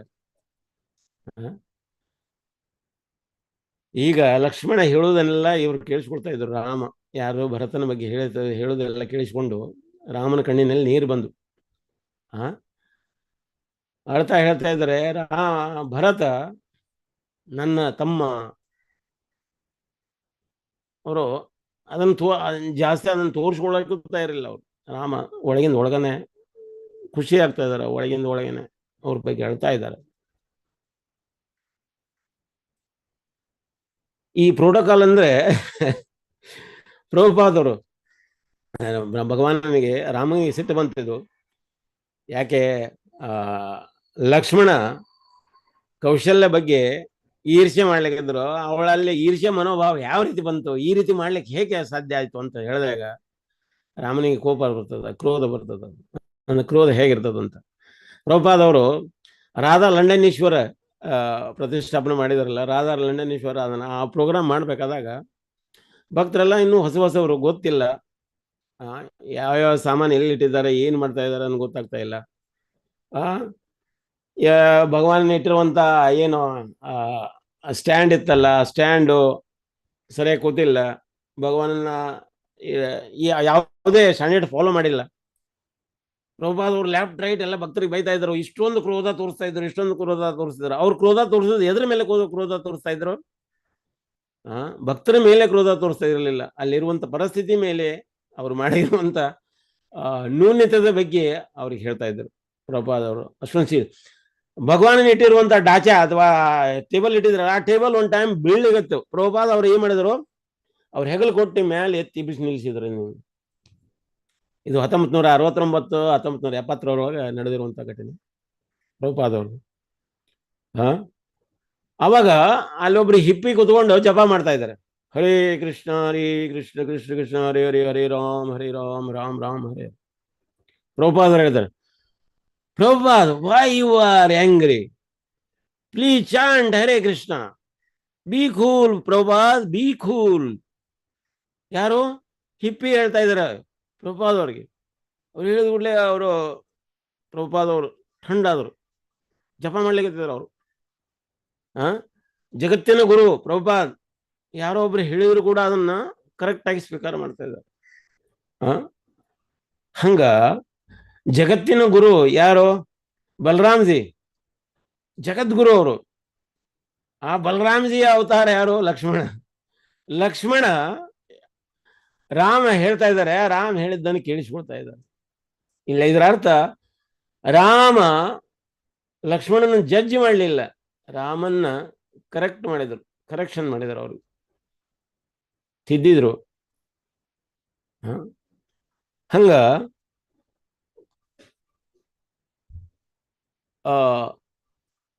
ರಾಮ ಮತ್ತು ಲಕ್ಷ್ಮಣರ ನಡುವೆ ಇರುವಂತ ಸಂಬಂಧ. ಅವಾಗ ರಾಮ ಹೇಳ್ತಾ ಇದ್ದಾರೆ, ನೀ ಇಷ್ಟೆಲ್ಲ ನಿನ್ನಲ್ಲಿ ಇಷ್ಟೊಂದು ಅವಳ ಬಗ್ಗೆ ಕ್ರೋಧ ತೋರಿಸ್ತೀನಿ ಅಂದ್ರೆ ಈ ಸೇವೆ ಮಾಡ್ಲಿಕ್ಕೆ ಅವಶ್ಯಕತೆ ಇಲ್ಲ, ನೀವು ಹೊರಟು ಹೋಗು ಅಂದ್ರು. ಹೊರಟು ಹೋಗಂದಾಗ ಲಕ್ಷ್ಮಣ ಹೇಳ್ತಾನೆ, ನನ್ನ ಜೀವನದ ಉದ್ದೇಶ ಇದು, ನಾ ಬಂದಿರೋದ ನಿನ್ ಸೇವಾ ಸಲುವಾಗಿ. ಈ ಸೇವೆಯಿಂದ ವಂಚಿತ ಆಗ್ತಾ ಇದ್ದ ಅಂದ್ರೆ ನಾನು ಯಾಕೆ ಇದು ಮಾಡ್ಲಿ, ನಾ ಆ ಭಾವನೆನೇ ಬಿಡ್ತೇನೆ. ಭಗವಾನ್ ಒಪ್ತಾರ, ಅಂದ್ರೆ ಎಲ್ಲಿ ಕರೆಕ್ಷನ್ ಮಾಡ್ಬೇಕು ಅದನ್ನ ಒಪ್ತಾರೆ. ಹೇಗೆ ಪ್ರಭುಪಾದವರು ಒಬ್ಬ ಹೊಸದಾಗಿ ಬಂದಿರುವಂತ ಹಿಪ್ಪಿ, ಆ ಹಿಪ್ಪಿಯಿಂದ ಆ ವರ್ಡನ್ನು ಸ್ವೀಕಾರ ಮಾಡಿ ಆ ಕ್ರೋಧನ ಡೌನ್ ಆಗ್ತದೆ, ನಿಂತು ಹೋಗ್ಬಿಡ್ತದೆ. ಪ್ರಭುಪಾದರು ಜಪ ಮಾಡ್ಲಿಕ್ಕತ್ತಾರ. ಆಮೇಲೆ ಒಳಗಡೆ ರೂಮ್ನೇ ಹೋಗ್ತಾರೆ. ಪ್ರಭುಪಾದ ರೂಮ್ ಕದ ಕೊಡ್ತಾರೆ. ಎಲ್ಲರ ಭಕ್ತರೆಲ್ಲ ಹೆದರಿಕೆ ಆಗಿರ್ತದೆ. ಅವರು ಪ್ರಭುಪಾದವರೆಲ್ಲ ಸಿಟ್ಟಿನಾಗಿದ್ದಾರೆ, ಏನ್ ಮಾಡೋದು, ಪ್ರಭುಪಾದವ್ರ ಕಡೆಗೆ ಹೋಗಿ ಮಾತಾಡ್ಸೋದು ಹೇಗೆ ಅಂತ. ಒಬ್ರು ಭಕ್ತರು ಹೋಗ್ತಾರೆ, ಹೊರಗಡೆ ನಿಲ್ತಾರೆ, ಹೋಗಿ ಒಳಗೆ ಹೊರೋದು, ಹೊರಗೆ ಬರೋದು, ಒಳಗೆ ಹೋಗೋದು, ಹೊರಗೆ ಬರೋದು ಮಾಡ್ತಾರೆ. ಏನ್ ಮಾಡೋದು. ಆದ್ರೂ ಪ್ರಭುಪಾದವ್ರ ಕದ ಹಿಂಗ ತೆಗಿತಾರೆ. ಮೇಲೆ ಪ್ರಭುಪಾದವ್ರದ್ದು ಬ್ರಾಸ್ಲೈಟ್ನಾಗ ಬರ್ದಿರುವಂಥದ್ದು AC his divine grace AC ಭಕ್ತಿ ವೇದಾಂತ ಸ್ವಾಮಿ ಪ್ರಭುಪಾದ ಅಂತ. ಅದನ್ನ ನೋಡಿ ಹಂಗ ತರ್ತಾರೆ. ಪ್ರಭುಪಾದವ್ರು ಒಳಗೆ ಇನ್ನೂ ಸಿಟ್ನಾಗಿದ್ದ ನನ್ನ ಎಲ್ಲ ಲೆಫ್ಟ್ ರೈಟ್ ಬೈತಾರ ಅಂತ ಒಳಗೆ ಹಿಂಗ್ ಹೋಗ್ತಾರೆ. ಹೋಗ್ಬೇಕಾದ್ರೆ ಪ್ರಭುಪಾದವರು ಮಕ್ಕಳ ಗತೆ ಈಗ ಕಾಲು ಹಿಡ್ಕೊಂಡು ಈಗ ಹಿಂಗ ಉಳ್ಳಾಡ್ತಾರಲ್ಲ, ಉಳ್ಳಾಡೋದ್ರಿಂದ ಏನಾಗ್ತದೆ, ನಮ್ಮ ಗ್ಯಾಸ್ ಇರೋದು, ಶರೀರದಲ್ಲಿರುವಂಥ ಗ್ಯಾಸ್ ಇರೋದು ಹೊರಗಡೆ ಹೋಗ್ತದೆ. ಅದನ್ನ ಆ ರೀತಿ ಒಂದು ಆಸನ ಮಾಡಿ ಪ್ರಭುಪಾದವ್ರ ಮಕ್ಕಳ ಗತೆ ಈಗ ಹಿಂದೆ ಮುಂದೆ ತೂಗ್ತಾ ಇದ್ರು. ಬಂದು ಪ್ರಭುಪಾದವ್ರು ದಂಡ ಹಾಕಿದ್ರು. ಪ್ರಭುಪಾದವ್ರು ಖುಷಿಯಿಂದ ಕೇಳಿದ್ರು, ಏನಾಯ್ತು ಅಂತ.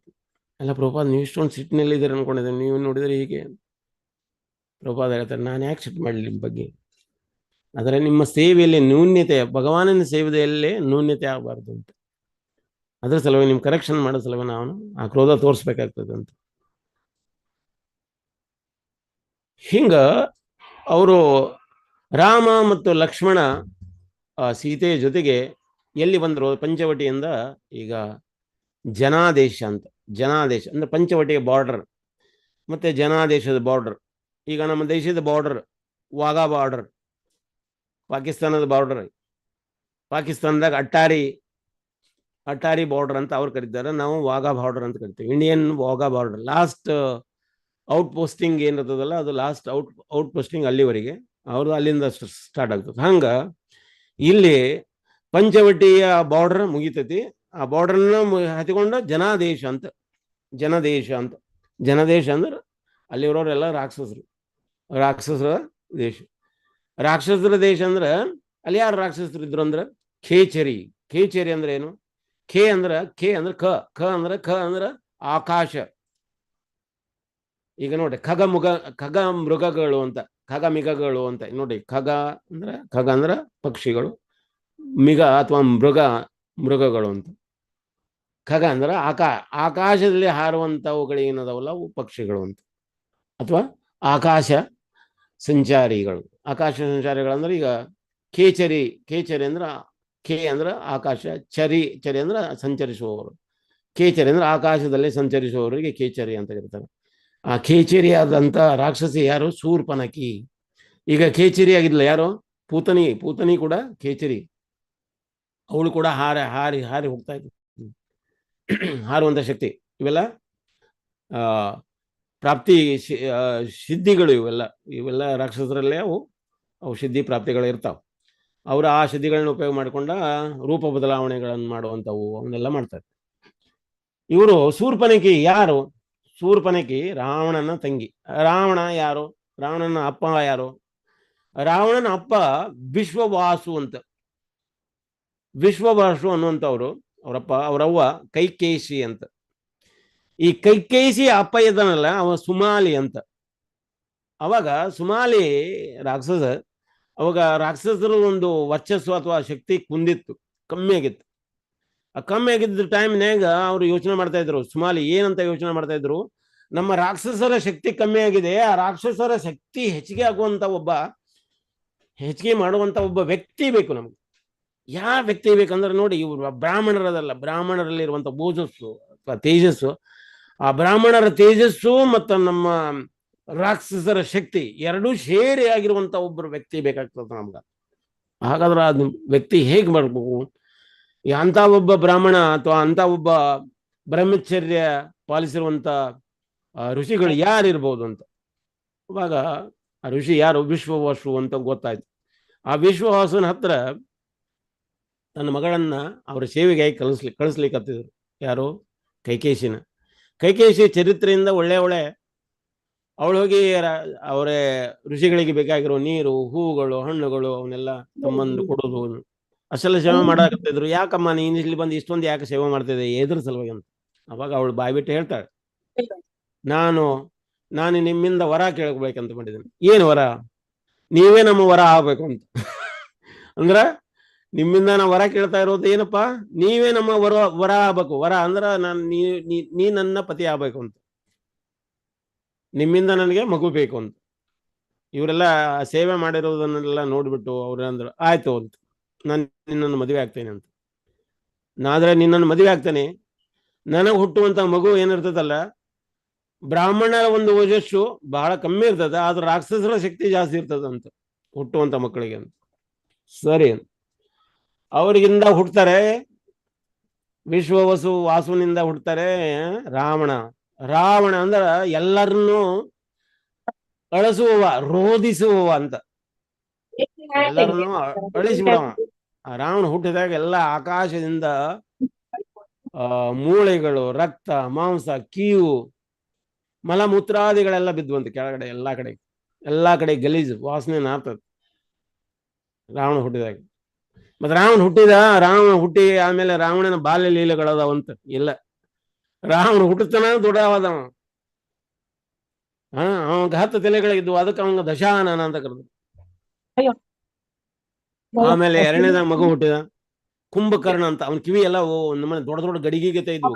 ಕಿವಿ ದೊಡ್ಡದಾಗಿರ್ಬೇಕು, ಕರ್ಣಗಳು ದೊಡ್ಡದಾಗಿರ್ಬೇಕು. ಯಾಕೆ ದೊಡ್ಡದಾಗಿರ್ಬೇಕು? ಕರ್ಣಗಳು ದೊಡ್ಡದಾಗಿರುವ ಉದ್ದೇಶ ಏನಂದ್ರೆ, ಕರ್ಣಗಳಿಂದ ನಾವು ಪರಮಾತ್ಮನ ಲೀಲೆಗಳನ್ನು ಕೇಳಿಸ್ಕೋಬೇಕು ಅಂತ. ಆ ಲೀಲೆಯನ್ನು ಕೇಳಿಸ್ಕೋಬೇಕು. ನೋಡಿ, ನಾವು ಯಾವುದನ್ನು ಕೇಳಿಸ್ಕೊಳ್ತೇವೆ ಅದರಂಗ ನಾವು ಆಗ್ತೇವೆ. ನಾವು ಶಾಸ್ತ್ರಗಳು ಕೂಡ ನಮ್ಮ ಕಿವಿಯಿಂದಾನೇ ಕೇಳಿಸ್ಕೊಳ್ಬೇಕು. ಆ ಕೇಳಿಸ್ಕೊಳ್ಳೋದ್ರಿಂದ ನಾವೇನೈತಿ ನಮ್ಮ ಜೀವನದಾಗ ಅಳವಡಿಸಿಕೊಳ್ಳಾಗಂತ. ಕುಂಭಕರ್ಣ ಅಷ್ಟೊಂದು ದೊಡ್ಡ ಕಿವಿಗಳು ಇದ್ರ ಉದ್ದೇಶ ಪರಮಾತ್ಮನ ನಾಮ ಕೇಳಿಸ್ಕೊಳ್ಲಿಕ್ಕೆ. ಆದ್ರ ಇಲ್ಲಿ ಅವನು ಬರೇ ಖಾಲಿ ಗಡಿಗೆಗಳ ರೀತಿ ಒಳಗೆ ಅವನ ಕಿವಿ ಇದ್ವು ಅಂತ. ಅತಿಕಾಯ, ದೊಡ್ಡ ಶರೀರ. ಆಮೇಲೆ ಇನ್ನೊಬ್ಬರು ಶೂರ್ಪನಖಿ, ಒಬ್ಬ ಮಗಳು ಹುಟ್ಟಿದ್ಲು ಶೂರ್ಪನಖಿ. ಶೂರ್ಪ ಅಂದ್ರೆ ಶಾರ್ಪ್ ಅಂತ. ನೋಡ್ರಿ, ಶೂರ್ಪ ಅನ್ನೋ ಶಬ್ದ ಸಂಸ್ಕೃತದಿಂದ ಹೊರಟೋಗಿದೆ, ಇಂಗ್ಲಿಷಿಗೆ ಬಂದಿರೋದು, ತರ್ಜುಮೆ ಆಗಿದೆ. ಶೂರ್ಪ ಅನ್ನೋದು ಶಾರ್ಪ್ ಅಂದ್ರೆ ಚೂಪಾದ, ಅಗ್ದಿ ಚೂಪಾಗಿರುವಂತ ಉಗುರುಗಳನ್ನು ಹೊಂದಿರುವವಳು. ಬರೇ ಶೂರ್ಪನಖಿ, ಬರೇ ಉಗುರುಗಳ ಅಷ್ಟ ಇದ್ವನು. ಆಕೆ ಮೂಗು, ಕಿವಿ, ಕಣ್ಣು ನಮ್ಮನೆ ದೈತ್ಯರು, ರಾಕ್ಷಸರು, ಅಕ್ರಾಳ ವಿಕ್ರಾಳ ಆಗಿರುವಂಥದ್ದು. ಅವಳು ಕೈಕೇಶಿ ನೋಡಿದ, ಇದು ಏನಿದು ಮಕ್ಕಳು ಈ ರೀತಿ ಇದ್ರ, ನಾ ಬೇಡಿರೋದು ಇದನ್ನಲ್ಲ. ನನಗೆ ಬೇಕಾಗಿರೋದು ಒಳ್ಳೆ ರೀತಿ ಇರುವಂತ ಸತ್ರೂಪವನ್ನು ಹೊಂದಿರುವಂತ, ಚಾರಿತ್ರ ಹೊಂದುವಂತ ಮಕ್ಕಳು ಬೇಕಾಗಿದೆ. ಅವಾಗ ವಿಶ್ವಾಸು ವಿಭೂಷಣನ್ನ ದಯಪಾಲಿಸ್ತಾರೆ. ವಿಭೂಷಣ ಅಂದ್ರ ಭೀಷಣವಾಗಿರುವಂತಂದ್ರೆ ಭಯ ಪಡುವ. ಎದಕ್ಕಾಗಿ ಭಯ ಪಡ್ತಾನೆ? ನನ್ನಿಂದ ಯಾವುದೇ ಅಪರಾಧ ಆಗಬಾರ್ದು ಅಂತ. ಹರಿಭಕ್ತಿಯಲ್ಲಿ ನನ್ನಿಂದ ಯಾವುದೇ ರೀತಿಯ ಅಪರಾಧ ಆಗಬಾರ್ದು ಅನ್ನುವಂಥದ್ದು ಅಂತ ಒಂದು ವ್ಯಕ್ತಿತ್ವ ವಿಭೂಷಣ ಆ ರೀತಿ ಹುಡ್ತಾನೆ. ಹಿಂಗಾದ ಮೇಲೆ ಅವರೆಲ್ಲ ದೊಡ್ಡ ತಪಸ್ಸೆ ಮಾಡ್ತಾರೆ. ತಪಸ್ಸದಿಂದ ಬ್ರಹ್ಮನ್ ಹೋಗಿ ಕೇಳ್ತಾರ. ರಾವಣ ಕೇಳ್ತಾನ, ಬ್ರಹ್ಮ ಏನು ಬೇಕಪ್ಪ ನಿನಗ ಅವರ? ನನ್ನನ್ನು ಅಮರನ್ನಾಗಿ ಮಾಡೋದು. ಅಮರ ನಾನೇ ಇಲ್ಲ, ಖುದ್ದು ಅಮರ. ನಾನಾ ಸತ್ತು ಹೋಗುವಂತ, ನನಗೇ ಮೃತ್ಯು ಇದೆ. ನಾನು ಹೇಗೆ ನಿನಗೆ ಅಮರ ಮಾಡಲಿ? ಇದನ್ನ ಬಿಟ್ಟು ಕೇಳೋಣ. ಅವಾಗ ಹೇಳ್ತಾರ ಅವರು, ದೇವತೆಗಳಿಂದಾಗಲಿ ದೈತ್ಯರಿಂದಾಗಲಿ ನನಗೆ ಸಾವು ಬರೋದು, ತಥಾಸ್ತು. ಅವ್ರು ಏನ್ ಹೇಳ್ತಾ ಇದ್ದಾನೆ, ನಾಗರಿಂದಾಗಲಿ ಕಿನ್ನರ ಕಿಂಪುರುಷಾದಿಗಳಿಂದಾಗಲಿ ನನಗೆ ಸಾವು ಬರಬಾರ್ದು ಅಂತ. ತಥಾಸ್ತು ಅಂದರು. ದೇವತೆಗಳೆಲ್ಲ ಹೇಳ್ತಾ ಇದ್ರು ಬ್ರಹ್ಮನ ಕಿವಿಗೆ, ನೀವೆಲ್ಲ ಎಲ್ಲದಕ್ಕೂ ತಥಾಸ್ತು ಅಂತ ಹೋಗ್ತಾ ಇದ್ರಿ, ಮುಂದೆ ಏನು ಇರ್ಲಿ ತಥಾಸ್ತು ಅಂತಂದು. ಅದು ಇವ್ರು ಕೇಳ್ತಾ ಇದ್ರು, ಮನುಷ್ಯರು ವಾನರರು, ಮನುಷ್ಯರು ನರಪಿಳ್ಳಿಗಳು, ಈ ವಾನರರು ಪ್ರಾಣಿಗಳು, ಅವರಿಂದ ನನಗೆ ಸಾವು ಬರ್ತತೆ ಅಂದಾದ್ರು. ಯಾವ ರೀತಿ ಕೇಳ್ತಾ ಇದೆ? ಬ್ರಹ್ಮಾಜಿ ಅಂತ ಕೇಳ್ತಾ ಇದ್ರು. ಬ್ರಹ್ಮಾಜಿ ಅವರ ಮೂಲ ಪಿತಾಮಹ ಒಂದ್ ರೀತಿ. ಯಾರ್ದು? ರಾವಣ. ಆಮೇಲೆ ಕುಂಭಕರ್ಣಗ ತಪಸ್ಸೆ ಮಾಡಿದಕ್ಕೆ ಕುಂಭಕರ್ಣ ಕೇಳಕತ್ತಾನ. ಕುಂಭಕರ್ಣ ಕೇಳೋಕ್ಕಿಂತ ಮೊದಲ ಅವನಿಗೆ ಬ್ರಹ್ಮನ ಪತ್ನಿ ಸರಸ್ವತಿಗೆ ಹೇಳ್ತಾನೆ, ಶಾರದೆಗೆ ಹೇಳ್ತಾನೆ, ನೀವು ಹೋಗಿ ಅವನ್ನ ಸ್ವಲ್ಪ ನಾಲ್ಗಿಟ್ಟು ಪೇಸ್ಟ್ ಮಾಡೋ, ಇಲ್ಲ ಅಂತಂತಂದ್ರೆ ಇವಾಗ ಕೇಳೋದು ಏನಾದ್ರು ನಾ ತಥಾಸ್ತ ಅಂದ್ರೆ ಇಡೀ ಜಗತ್ತ ಲೋಲ ಸೃಷ್ಟಿಯಾಗಿ ಹೋಗ್ತದೆ ಅಂತ. ಆಯ್ತು. ಅವ್ರು ಹೇಳ್ತಾನ, ಏನಪ್ಪಾ ನಿನಗೆ ನಿನ್ನ ತಪಸ್ಸಿನ ಉದ್ದೇಶ ಏನು ಅಂತ, ಏನು ಕೇಳಿಕೊ ಅಂತ ಕುಂಭಕರ್ಣ ಕೇಳ್ತಾ ಇದ್ದಾನೆ. ನನಗೆ ಇಂದ್ರಾಸನ ಬೇಕು ಅಂದ್ರ, ಇಂದ್ರಾಸನ ಅಂತ ಕೇಳವಿದ್ದ. ಒಳಗ ಶಾರದಾ ಮಾತೆ ಸರಸ್ವತಿ ಏನ್ ಮಾಡಿದ್ಲು, ಅವಳ ಟಂಗನ್ನ ಮಾಡಿದ್ಲು. ಇಂದ್ರಾಸನದ ಬದಲು ಇಲ್ಲೇ ನಿದ್ರಾಸನ ಅಂತಂದ. ತಥಾಸ್ತು ಅಂದ್ರೆ ಇವ ಬ್ರಹ್ಮಾಜಿ ವೇಟ್ ಮಾಡೋದನ್ನೆಲ್ಲ, ಅವ ನಿದ್ರಾಸನ ಅಂದ್ ಕೂಡ ತಥಾಸ್ತು ಅಂದ್ಬಿಟ್ರ ಅವ್ರು. ಟೈಮ್ ತಗೊಳ್ಳಿಲ್ಲ ಅದಕ್ಕೆ. ಇವ್ ಏನಂದ್ಯಾನ ನೀನು ಕೇಳಿದ್ದನ್ನ ನಾನು ನಿನ್ನ ದಯಪಾಲಿಸಿದೆ, ಮುಗೀತು. ಏನ್ ಕೇಳಿದ? ನಾನು ನಿದ್ರಾಸನ. ಅವಂಗಲ್ಲ ನಿದ್ರಿ ಬರ್ಲಿಕ್ಕತ್ತ. ಅಲ್ಲ ನಾ ಕೇಳಿದ್ದು ನಿದ್ರಾಸನ ಅಲ್ಲ, ನಾನು ಇಂದ್ರಾಸನ ಕೇಳಬೇಕಾಗಿತ್ತು. ಅಲ್ಲಿ ನೀ ಕೇಳಿದ ನೀನ ತಪ್ಪು ಮಾಡಿದಪ್ಪ, ನಾನೇನ್ ಮಾಡ್ಲಿಕ್ಕಾಗ್ತದೆ, ನೀ ಕೇಳಿದ್ದನ್ನು ನಾನು ಕೊಟ್ಟಿದ್ದೇನೆ, ಹೋಗಂತ. ಆಮೇಲೆ ಈಕಿ ಸೂರ್ಪನಕ್ಕೆ ಬಂದ್ಲು. ಸೂರ್ಪನಕ್ಕೆ ಹೇಳ್ತಾ ಇದ್ದಾಳ, ನಾನು ಯಾರನ್ನು ಬಯಸ್ತೀನಿ ಅವ್ರನ್ನ ಪಡ್ಕೊಳ್ಬೇಕು. ನನ್ನಲ್ಲಿ ಅಷ್ಟ ಶಕ್ತಿಗಳಿರ್ಬೇಕು. ಮತ್ತೆ ನನಗೆ ಯಾವಾಗ ಬೇಕು ಆವಾಗ ನನ್ನ ರೂಪ ಬದಲಾವಣೆ ಮಾಡ್ಕೊಳ್ಬೇಕು. ನಾನು ಆಕಾಶದಲ್ಲಿ ಹಾರ್ಬೇಕಂತ ಅಂದ್ರೆ ಕೀಚರಿ. ಅವಾಗ್ಲಿಂದ ಅವ್ರಿಗೆ ಆ ಶುದ್ಧಿಗಳು ಬೇಕಂತ ಕೇಳಿದ್ರು, ಬ್ರಹ್ಮನಿಂದ ಪಡ್ಕೊಂಡಿದ್ರು. ಬ್ರಹ್ಮ ತಥಾಸ್ತು ಅಂತ ಹೇಳೋದ್ರು. ಆಮೇಲೆ ವಿಭೀಷಣ ಬಂದ. ಕೇಳಪ್ಪ ನಿನಗೇನು ಬೇಕು ಅಂತ ವಿಭೀಷಣ ಕೇಳ್ತಾ ಇದ್ದಾರೆ. ನನಗೇನೇನೂ ಬೇಡ, ಶ್ರೀಹರಿ ಭಕ್ತಿಯಲ್ಲಿ ಯಾವುದೇ ನ್ಯೂನತೆಗಳಿಂದ ಆಗಬಾರ್ದು, ಯಾವುದೇ ಅಪರಾಧಗಳಾಗಬಾರ್ದು, ಆ ರೀತಿ ನನ್ನ ಜೀವನ ಇರಲಿ. ಇವರೆಲ್ಲ ಹೇಳ್ತಿದ್ರು, ನಾವು ಇಷ್ಟೆಲ್ಲ ತಪಸ್ಸೆ ಮಾಡಿ ಇಷ್ಟೆಲ್ಲ ನಾವು ಬೇರೆ ಬೇರೆ ರೀತಿ ವರಗಳನ್ನು ಪಡೆದಿದ್ದೀವಿ, ನಮಗೆ ಬೇಕಾಗಿರುವಂತ ಅಧಿಕಾರ ಮಾಡಕ್ ಬೇಕಾಗಿರುವಂತ ವರಗಳನ್ನು ಪಡೆದಿದ್ದೀವಿ, ನೀನ್ ಅಂತ ಕೇಳ್ತಾ ಇದೆಯ? ಮೂರ್ಖ. ರಾವಣ ಹೇಳ್ತಾ ಇದ್ದಾನೆ, ಮೂರ್ಖ, ನಂಬರ್ 1 ಮೂರ್ಖ. ಆದ್ರೂ ಕೂಡ ವಿಭೀಷಣ ಏನ್ ಕೇಳ್ತಾ ಇದಾರೆ? ಸಾಕು, ನನಗೆ ಇದೇ ಬೇಕು ಬ್ರಹ್ಮದೇವ ಅಂತ ಬ್ರಹ್ಮನಿಂದ ಆಶೀರ್ವಾದ ಪಡ್ತಾರೆ. ಹಿಂಗ ವಿಶ್ವವಸು ಮತ್ತು ಕೈಕೇಶಿಯ ಮಕ್ಕಳು ಇವರು. ಅದರಲ್ಲಿ ಶೂರ್ಪನಖಿ. ಈಗ ನಾವು ಎಲ್ಲಿ ಬಂದೀವಿ? ಈಗ Panchavati border, Wagah border, Pakistan border ಅಂತ ಹೇಳಿದ ಬಾರ್ಡರ್ ನಿಂತ್ಕೊಂಡಿದ್ವಲ್ಲ, ಆ ರೀತಿ ಪಂಚವಟಿ ಬಾರ್ಡರ್ ಮತ್ತು ಜನಾದೇಶ ಬಾರ್ಡರ್ನಲ್ಲಿ ನಾವು ಇದೀವಿ. ಜನಾದೇಶದ ರಾಜಿನಿ ಅಥವಾ ರಾಣಿ ಯಾರಪ್ಪ ಅಂದ್ರ ಈ ಶೂರ್ಪನಖಿ ಏನಪ್ಪಾ? ಶೂರ್ಪನಖಿ ಗಂಡ ಯುದ್ಧದೊಳಗ ರಾವಣನ ಕೊಂದು ಹಾಕಿಬಿಟ್ಟಿದ್ದ. ಅವನು ಕೊಂದು ಹಾಕಿದ ಕೂಡಲೇ ಎಲ್ಲ ನನ್ನ ಗಂಡನ ಕೊಂದು ಹಾಕಿದೆ, ನಾ ಏನ್ ಮಾಡೋದು ಅಂತ. ಚಿಂತೆ ಮಾಡಬೇಡ, ನಿನಗೆ ನಾನು ಬಹಳಷ್ಟು ಕೊಡ್ತೇನೆ ಅಂತ ಹೇಳ್ಬಿಟ್ಟು, ನಿನಗೆ ಬೇಕಾದವನ್ ಮದುವೆ ಆಗ್ಬೋದು ನೀನು, ನೋ ಪ್ರಾಬ್ಲಮ್, ನಿನಗೊಂದು ರಾಜ್ಯನ ಕೊಡ್ತೇನೆ, ನಿನಗೊಂದು ದೇಶನ ಕೊಡ್ತೇನೆ, ಆ ದೇಶದ ರಾಣಿಯಾಗಿರ ನೀನು ಅಂತ ಹೇಳ್ಬಿಟ್ಟು ಈ ಜನಾದೇಶನ ರಾವಣ ಏನತಿ ಕೊಟ್ಟಿದ್ದ. ರಾವಣ ಏನೈತಿ ತ್ರಿಲೋಕದ ರಾಜ, ತ್ರಿಲೋಕಾಧೀಶ. ಇವಳಿಗೆ ಈ ಜನಾದೇಶ ಕೊಟ್ಟಿದ್ದ. ಈ ಜನಾದೇಶದೊಳಗೆ ಈಕೇನೈತಿ ರಾಣಿ. ತನಗೇನು ಬೇಕು ಹಲ್ಚಲ್ ಅದನ್ನೆಲ್ಲ ಮಾಡ್ತಾ ಇದ್ಲು.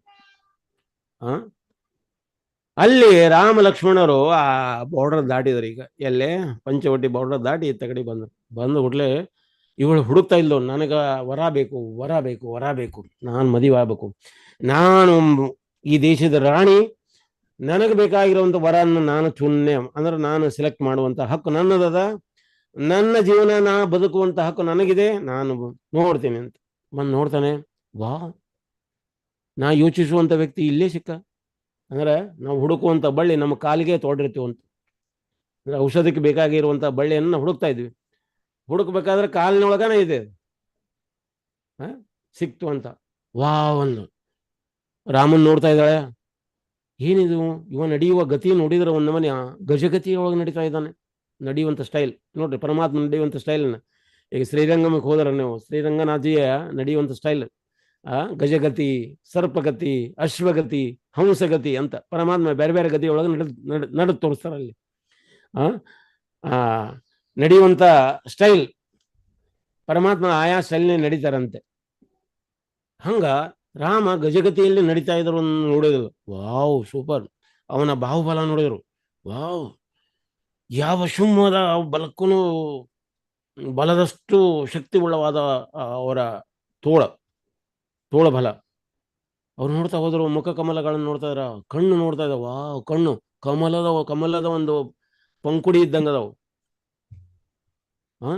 ಅವ್ರ ಮೂಗು, ನಾಸಿಕ ಏನೈತಿ ಚಂಪಾ ಹೂ, ಈಗ ಸಂಪಿಗೆ ಹೂವಿನಷ್ಟು ನೇರವಾಗಿ ಅವ್ರ ಮೂಗು ಇದೆ ಅಂತ. ಆ ಪ್ರತಿಯೊಂದು ಅಂಗಾಂಗಗಳನ್ನ ನೋಡ್ತಾರೆ. ಕರ್ಣದೊಳಗ ಕುಂಡಲ ಹಾಕೊಂಡಿದಾರ, ಅದು ರುದ್ರಾಕ್ಷಿಯ ಕುಂಡಲ. ಅವನ್ ಕಿವಿ ನೋಡ್ತಾರ, ಅವರ ವಕ್ಷಸ್ಥಳ ನೋಡ್ತಾರ. ವಾವ್ ಸೂಪರ್, ಅಗದಿ ಒಳ್ಳೆ ಸದೃಢವಾದ ಕಾಯ, ಟಾಲ್ ಪರ್ಸನಾಲಿಟಿ, ಅಗದಿ ಉನ್ನತವಾದ ವ್ಯಕ್ತಿತ್ವ, ನೀಳವಾದ ಶರೀರ. ಅದನ್ನೆಲ್ಲ ನೋಡ್ತಾಳ ಅವಳು. ನನಗೆ ಬೇಕಾಗಿರೋ ವರ ಇದೆ ಅಂತ ಹೋಗಿ ಕೇಳ್ತಾಳೆ. ಹೋಗಿ ಕೇಳ್ತಾ ಇದ್ದಾಳೆ. ಕೇಳ್ಬೇಕಾದ್ರೆ ಇದನ್ನ ರಾಮನ ಒಂದು ರೂಪ ನೋಡೋತನ ಅವಳಿಗೆ ಮರ್ತು ಹೋಗ್ಬಿಡ್ತು. ಅವಳ ಮಾರು ವೇಷದಲ್ಲಿ ಬರಬೇಕು ಅನ್ನುವಂಥದ್ದು, ಅಂದ್ರೆ ರೂಪವತಿಯಾಗಿ ಬರಬೇಕು ಅನ್ನುವಂಥದ್ದು. ಆಕೆ ಅನ್ಕೊಂಡಿದ್ದಾಳೆ, ನಾವು ರೂಪವತಿ ಆಗಿ ಬಂದಿದ್ದೀನಿ ಅಂತ ಹೇಳ್ತಾ ಇದ್ದಾಳೆ. ಪ್ರೇಮದಿಂದ ಹೇಳ್ತಾ ಇದ್ದಾಳೆ, first sight is the best sight. ಅಂದ್ರೆ ಈಗ ಫಸ್ಟ್ ಸೈಟ್ ಇದಲ್ಲ, ಅದು ಇನ್ನೋಸೆಂಟ್ ಸೈಟ್ ಆಗಿರ್ತದಂತ. ಲವ್ ಎಟ್ ಫಸ್ಟ್ ಸೈಟ್ ಅಂತ ಹೇಳ್ತಾರೆ. ನಾವು ಯಾರನ್ನಾದರೂ ಪ್ರಥಮವಾಗಿ ಹಿಂಗೆ ನೋಡಿದ್ವಿ ಅಂತಂದ್ರೆ ಅವ್ರು ಸುಂದರವಾಗಿದ್ದಾರೆ ಅಂತ ಆಯ್ತು. ಎರಡನೇ ಟೈಮ್ ನೋಡಿದಾಗ ಅದು ನಮ್ಮಲ್ಲಿ ಕಾಮವಾಸನೆ ತುಂಬುತ್ತದೆ. ಫಸ್ಟ್ನೇ ಟೈಮ್ ನೋಡ್ತೇವೆ, ನೋಡಿದ್ಬಿಟ್ಲೆ ಎಲ್ಲೇ ಒಂದು ಬಿಲ್ ಬೋರ್ಡ್ ನೋಡಿಬಿಟ್ಲೆ ಅಷ್ಟೇ ಸಾಕು, ನೋಡಿದ್ರೆ ಸಾಕು. ಮತ್ತೊಂದು ಒಳ್ಳೆ ಮಾರನೇ ಟೈಮ್ ಆ ಬಿಲ್ ಬೋರ್ಡ್ ನೋಡ್ತಾ ಇದ್ದೀವಿ ಅಂತಂದ್ರೆ ಅರ್ಥ ಏನಾಗ್ತದೆ, ನಮ್ಮಲ್ಲೇ ಕಾಮವಾಸನೆ ಅದು ತುಂಬ್ತಾ ಇದೆ. ನಮ್ಮ ಕಾಮವಾಸನೆ ಯಾರು ಎದುರು ಥ್ರೂ ಹೋಗ್ತದೆ, ಕಣ್ಣಿನ ಥ್ರೂ ಒಳಗಡೆ ಹೋಗ್ತದೆ. ಈರ್ಷೆ ಕಿವಿ ಥ್ರೂ ಹೋಗ್ತದೆ. ಈರ್ಷೆ ಅಂದ್ರೆ ಹೊಟ್ಟೆ ಕಿಚ್ಚದಲ್ಲ, ನಮ್ಮ ಕಿವಿ ಥ್ರೂ ಬರ್ತದೆ. ಹೊಟ್ಟೆ ಕಿಚ್ಚು, ಮತ್ತೊಬ್ಬರ ಬಗ್ಗೆ ಅಸೂಯೆ ಪಡೋದು, ಈರ್ಷೆ ಮಾಡೋದು, ಹೊಟ್ಟೆ ಕಿಚ್ಚು ಪಡೋದು ಎಲ್ಲ ಕಿವಿ ಥ್ರೂ ಬರ್ತದೆ. ಅಂದ್ರೆ ಬೇರೆ ಬೇರೆ ರೀತಿಯ ಅಂಗಾಂಗಗಳ ಮೂಲಕ ಬೇರೆ ಬೇರೆ ಇವು ಪ್ರಕಟ ಆಗ್ತಾವು. ಈ ಅರಿಷ್ಟಡ್ ವರ್ಗಗಳದಾವಲ್ಲ ನಮ್ಮ ಶರೀರದೊಳಗೆ, ಯಾವ ರೀತಿ ಪ್ರಕಟ ಆಗ್ತಾವ, ಯಾವ ರೀತಿ ಒಳಗಡೆ ಹೋಗ್ತಾವ, ಎಂಟ್ರಿ ಆಗ್ತಾವ ಅಂತ. ಹಂಗ ನೋಡಿ, ಈಗ ಪರಮಾತ್ಮನನ್ನು ಮೋಹಿಸುವಂತ ಅಗದಿ ಪರಮಾತ್ಮನ ಸಮೀಪ ಹೋಗುವಂತ ಒಂದು ಕೆಪಾಬಿಲಿಟಿ ಅಥವಾ ಅವರಲ್ಲಿ ಆ ಪುಣ್ಯ ಅದು ಹೇಗೆ ಸಾಧ್ಯ ಆಯ್ತು ಅಂತ ಹೇಳಿದರೆ ಆಚಾರ್ಯರು ಹೇಳ್ತಾರೆ. ಇವಳು ಶೂರ್ಪನಖಿ ಫಸ್ಟ್ ರಾಮನ್ ನೋಡಿದ ಕೂಡಲೇನ ರಾಮನ ಹೊಗಳಿಕತ್ತ, ವಾವ್ ಸೂಪರ್, ಎಷ್ಟೊಂದು ಸುಂದರವಾಗಿದ್ದಾರೆ ಇವರು ಅಂತ ಫಸ್ಟ್ ಹೇಳಿದ ಕೂಡಲೇನ ಅವಳಲ್ಲಿ ಆ ಸುಂದರದ ಬಗ್ಗೆ ಏನ್ ಬಂತು, ಹೊಗಳಿದಳು. ಅಂದ್ರೆ ಇನೋಸೆಂಟ್ ಇತ್ತು ಅವಾಗ. ಆ ಇನೋಸೆಂಟ್ ಭಾವನೆ ಏನೈತಲ್ಲ, ಅದು ಪರಮಾತ್ಮ ಸ್ವೀಕಾರ ಮಾಡಿದ. ಆದ್ರೆ ನೆಕ್ಸ್ಟ್ ಟೈಮ್ ಅವಳೇನಂತೆ, ಇದು ಈ ರೀತಿ ಇರುವಂತ ಸುಂದರ ವ್ಯಕ್ತಿ ನನ್ನ ಗಂಡ ಆಗಬೇಕು ಅನ್ನುವಂಥದ್ದು, ಅಥವಾ ನನಗೆ ಬೇಕು ಇದು ಅನ್ನುವಾಗ ಅವಳಲ್ಲಿ ಕಾಮವಾಸನೆ ತುಂಬಿತು. ಹಿಂಗ ರಾಮನಿಗೆ ಹೋಗಿ ಅಪ್ರೋಚ್ ಮಾಡ್ತಾ ಇದ್ದಾರೆ. ನಾನು ಬಹಳ ಸುಂದರಿಯಾದ ಈ ದೇಶದ ರಾಣಿ ಅಥವಾ ರಾಜಕುಮಾರಿ. ಅವರ ಖಾನದಾನದ ಬಗ್ಗೆ ಹೇಳ್ತಾ ಇದ್ದಾರೆ. ರಾವಣ ನನ್ನ ಅಣ್ಣ, ರಾವಣನ ತಂಗಿ ನಾನು, ಶೂರ್ಪನಖಿ, ನನ್ನ ಹೆಸರು ಶೂರ್ಪನಖಿ. ಅವಳ ಕೈಯಲ್ಲಿ ಒಂದು ಅಗದಿ ಶಾರ್ಪ್ ಆಗಿರುವಂತ ನಖಗಳು, ಉಗುರುಗಳು, ಕಿವಿ, ಮೂಗು, ಹಲ್ಲು, ಕೆಂಪಾದ ಕಣ್ಣು, ಬಾಯಿಂದ ಕೆಟ್ಟ ವಾಸನೆ ಬರ್ಲಿಕ್ಕತ್ತದ. ಮಾಂಸ ತಿಂದಿರುವಂತ ಮಾಂಸ ರಕ್ತಾದಿಗಳ ಸೋರಿರುವಂಥ ಬಾಯಿಂದ ಆ ಜೊಲ್ಲು ಕೆಟ್ಟ ವಾಸನೆ ಬರ್ತದೆ. ಅವಳ ಕೆಂದ ಕೂದಲು ಅಂದ್ರೆ ಹೆಂಗಂದ್ರೆ ಈಗ ಒಂದು ನಮ್ಮಲ್ಲಿ ವೈರ್ ಬ್ರಷ್ ಇದ್ದಂಗೆ, ವೈರ್ ಬ್ರಷ್ ಹಿಂಗೆ ನೆಟ್ಟಗೆ ನಿಂತ್ಕೊಂಡಿರ್ತಾವಲ್ಲ, ಹಂಗೆ ಅವ್ರ ಕೂದಲು ಹಿಂಗೆ ನೆಟ್ಟ ನಿಂತ್ಕೊಂಡಿದ್ರು, ವಿಕ್ರಾಳ್ ಕಾಣ್ತಾ ಇದ್ರು. ಆ ಕೊರಳಲ್ಲಿ ಅನೇಕ ಎಲುಬುಗಳನ್ನ ಹಾರ ಮಾಡಿಕೊಂಡು ಹಾಕೊಂಡಿರುವಂತ ಶೃಂಗಾರ. ಶರೀರದ ವರ್ಣನೆ ಹೇಳ್ತದೆ, ರಾಕ್ಷಸಿ ವರ್ಣನೆ, ಕಪ್ಪಾದ ಶರೀರ, ತುಂಡೇನಂತಾರು ಅಂತ ಹೇಳ್ತಾರಲ್ಲ, ದೈತ್ಯವಾಗಿರುವಂತ ಶರೀರ ಇರುವಂತ ಶರೀರ ನೋಡಿ ತಾನು ವರ್ಣನೆ ಮಾಡ್ಕೊಳ್ತಿದ್ದಾರೆ, ನಾನು ಸುಂದರಿ ಅಂತ. ರಾಮನ ಹೇಳ್ತಾ ಇರ್ತಾನೆ, ನಗ್ತಾ ಹೇಳ್ತಾನೆ, ಹೌದೌದು ನೀನು ಬಹಳ ಸುಂದರವಾದಂತೇವೆ, ಸುಂದರಿ, ಹೇ ಸುಂದರಿ, ನಾನು ನಿನಗೆ ಯೋಗ್ಯನಲ್ಲ. ಯಾಕೆಂದ್ರೆ ನಾನು ಏಕಪತ್ನಿ ಋತಸ್ಥ, ಮೇಲಾಗಿ ನೀನು ಇಷ್ಟೊಂದು ಸುಂದರವಾಗಿರುವಂತ ರಾಜಕುಮಾರಿ, ನಾನು ಸುಂದರವಾದ ವ್ಯಕ್ತಿ ಅಲ್ಲ, ನನಗೆ ನೀನು ಒಪ್ಪೋದು ಆಗೋದಿಲ್ಲ. ಅಕಸ್ಮಾತ್ ನಿನ್ನನ್ನು ಮದುವೆ ಆದರೂ ಕೂಡ ಈಗ ಆಲ್ರೆಡಿ ನನಗೆ ಹೆಂಡತಿ ಇದ್ದಾಳೆ ಸೀತೆ, ಅವಳು ಪಟ್ಟದ ರಾಣಿ ಆಗ್ತಾಳ, ನೀನು ಅವಳ ದಾಸಿ ಆಗ್ಬೇಕಾಗ್ತದೆ, ನಿನಗದು ಯೋಗ್ಯ ಅನಿಸೋದಿಲ್ಲ. ಅಂದ್ಕೂಡ್ಲೆ ಈ ಶೂರ್ಪನಖಿಗೆ ಅನಿಸ್ತದ, ಓ ಹೇಳೋದು ಕರೆಕ್ಟ್ ಆಯ್ತು.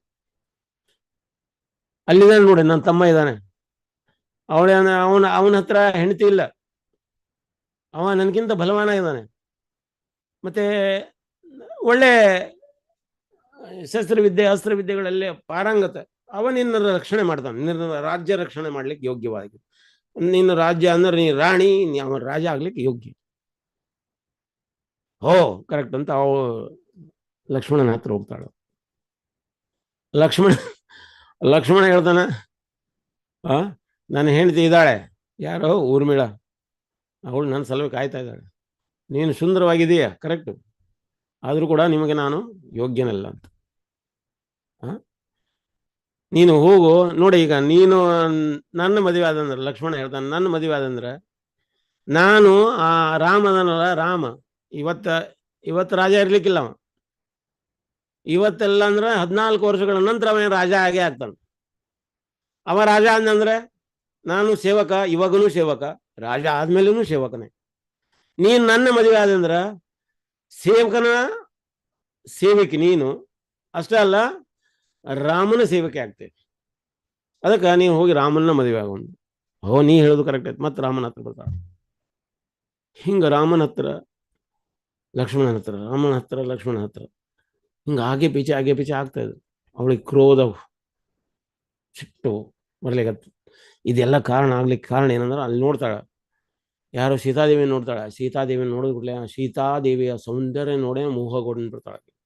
ಓ ಇಷ್ಟೊಂದು ಸುಂದರವಾಗಿದ್ದಾಳೆ ಈಕಳು, ಇಷ್ಟೊಂದು ಸುಂದರವಾಗಿದ್ದಾಳೆ ಅನ್ನೋ ಸಲುವಾಗಿನ ನನ್ನನ್ನೇ ಇವರು ಎಲ್ಲ ತಿರಸ್ಕಾರ ಮಾಡ್ತಾ ಇದ್ದಾರೆ. ನಾನು ಇಷ್ಟೊಂದು ಸುಂದರಿ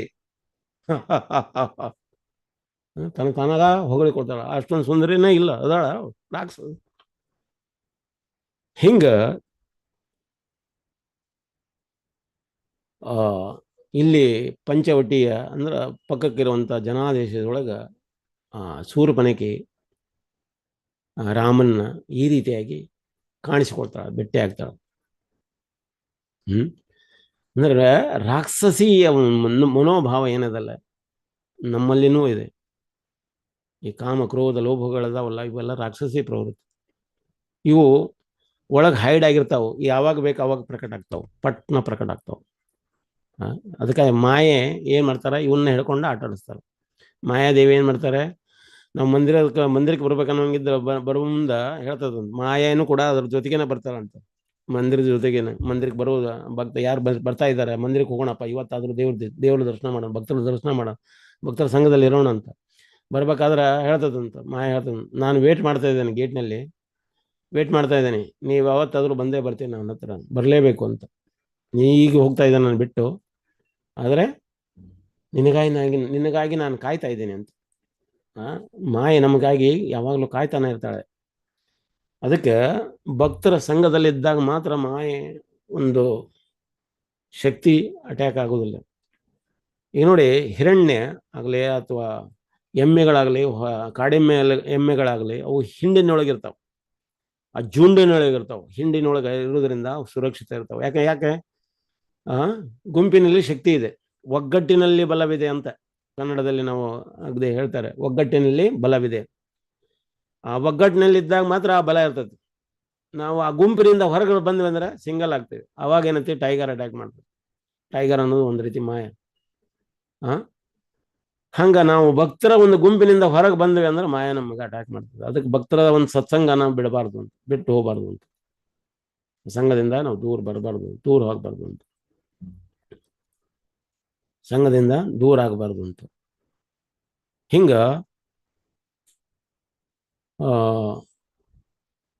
ಭಕ್ತರ ಸಂಘದೊಳಗೆ ಇರ್ಲಿಕ್ಕೆ ನಾವು ಯಾಕೆ ಪ್ರಯತ್ನ ಪಡಬೇಕು, ಭಕ್ತರ ಒಂದು ಆಶ್ರಯದೊಳಗೆ ಯಾಕೆ ಇರ್ಬೇಕಂದ್ರೆ ಇದೇ ಕಾರಣ.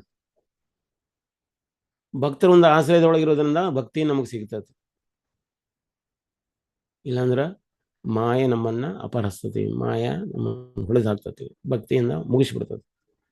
ಅದಕ್ಕೆ ಕೃಷ್ಣ ಮತ್ತು ಮಾಯೆ ಇವೆರಡೇ ಸ್ಥಾನ ಇರೋದು ಈ ಜಗತ್ತಿನೊಳಗೆ. ಕೃಷ್ಣ ಬಿಟ್ರೆ ನಾವೆಲ್ಲಿರ್ತೇವೆ? ಮಾಯಲ್ಲಿ ಇರ್ತೇವೆ. ಮಾಯ ಬಿಟ್ರೆ ಕೃಷ್ಣನಲ್ಲಿ ಇರ್ತೇವೆ. ಅದಕ್ಕೆ ನಾವು ಕೃಷ್ಣನ ಹಿಡಿದಿರಬೇಕಾದ್ರೆ ತಾಯಿಯ ಒಂದು ಕೃಪೆ ಬಹಳ ಇಂಪಾರ್ಟೆಂಟ್. ಯಾರು ತಾಯಿ? ಶ್ರೀಮತಿ ರಾಧಾರಾಣಿ. ರಾಧಾರಾಣಿಯನ್ನ ನಾವು ಪ್ರಾರ್ಥನೆ ಮಾಡಬೇಕು.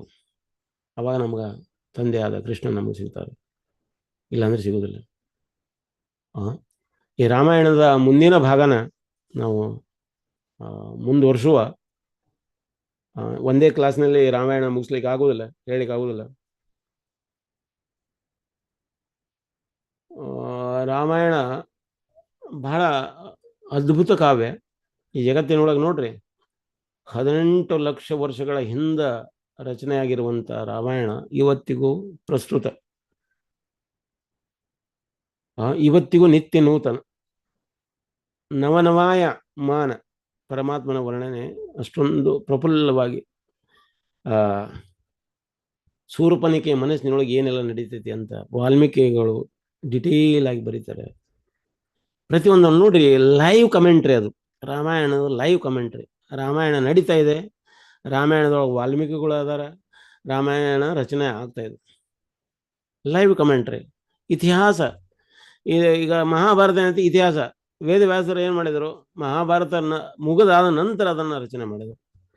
ಇಲ್ಲಿ ರಾಮಾಯಣ ಹಾಗಿಲ್ಲ. ರಾಮಾಯಣ ಏನಾಗ್ತದೆ, ರಾಮಾಯಣದೊಳಗೆ ವಾಲ್ಮೀಕಿ ಋಷಿಗಳು ಕೂಡ ನಡೀತಾ ಇದೆ, ಇದ್ದಾರೆ ಅಲ್ಲಿ. ಲವಕುಶರು ಬರ್ತಾರೆ, ರಾಮನ ಮಕ್ಕಳು.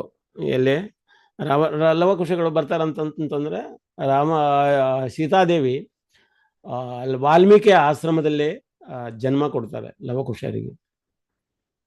ಜನ್ಮ ಕೊಡ್ತಾರೆ. ಆ ಲವಕುಶರನ್ನ ಈಗ ನೋಡಿ, ಬರೀ ರಾಮಾಯಣ ರಚನೆ ಮಾಡೋದೇ ಮಾಡಿದ್ರು. ಯಾರು ಮಾಡಿದರು? ವಾಲ್ಮೀಕಿ ಮಹರ್ಷಿಗಳು ರಚನೆ ಮಾಡಿದರು.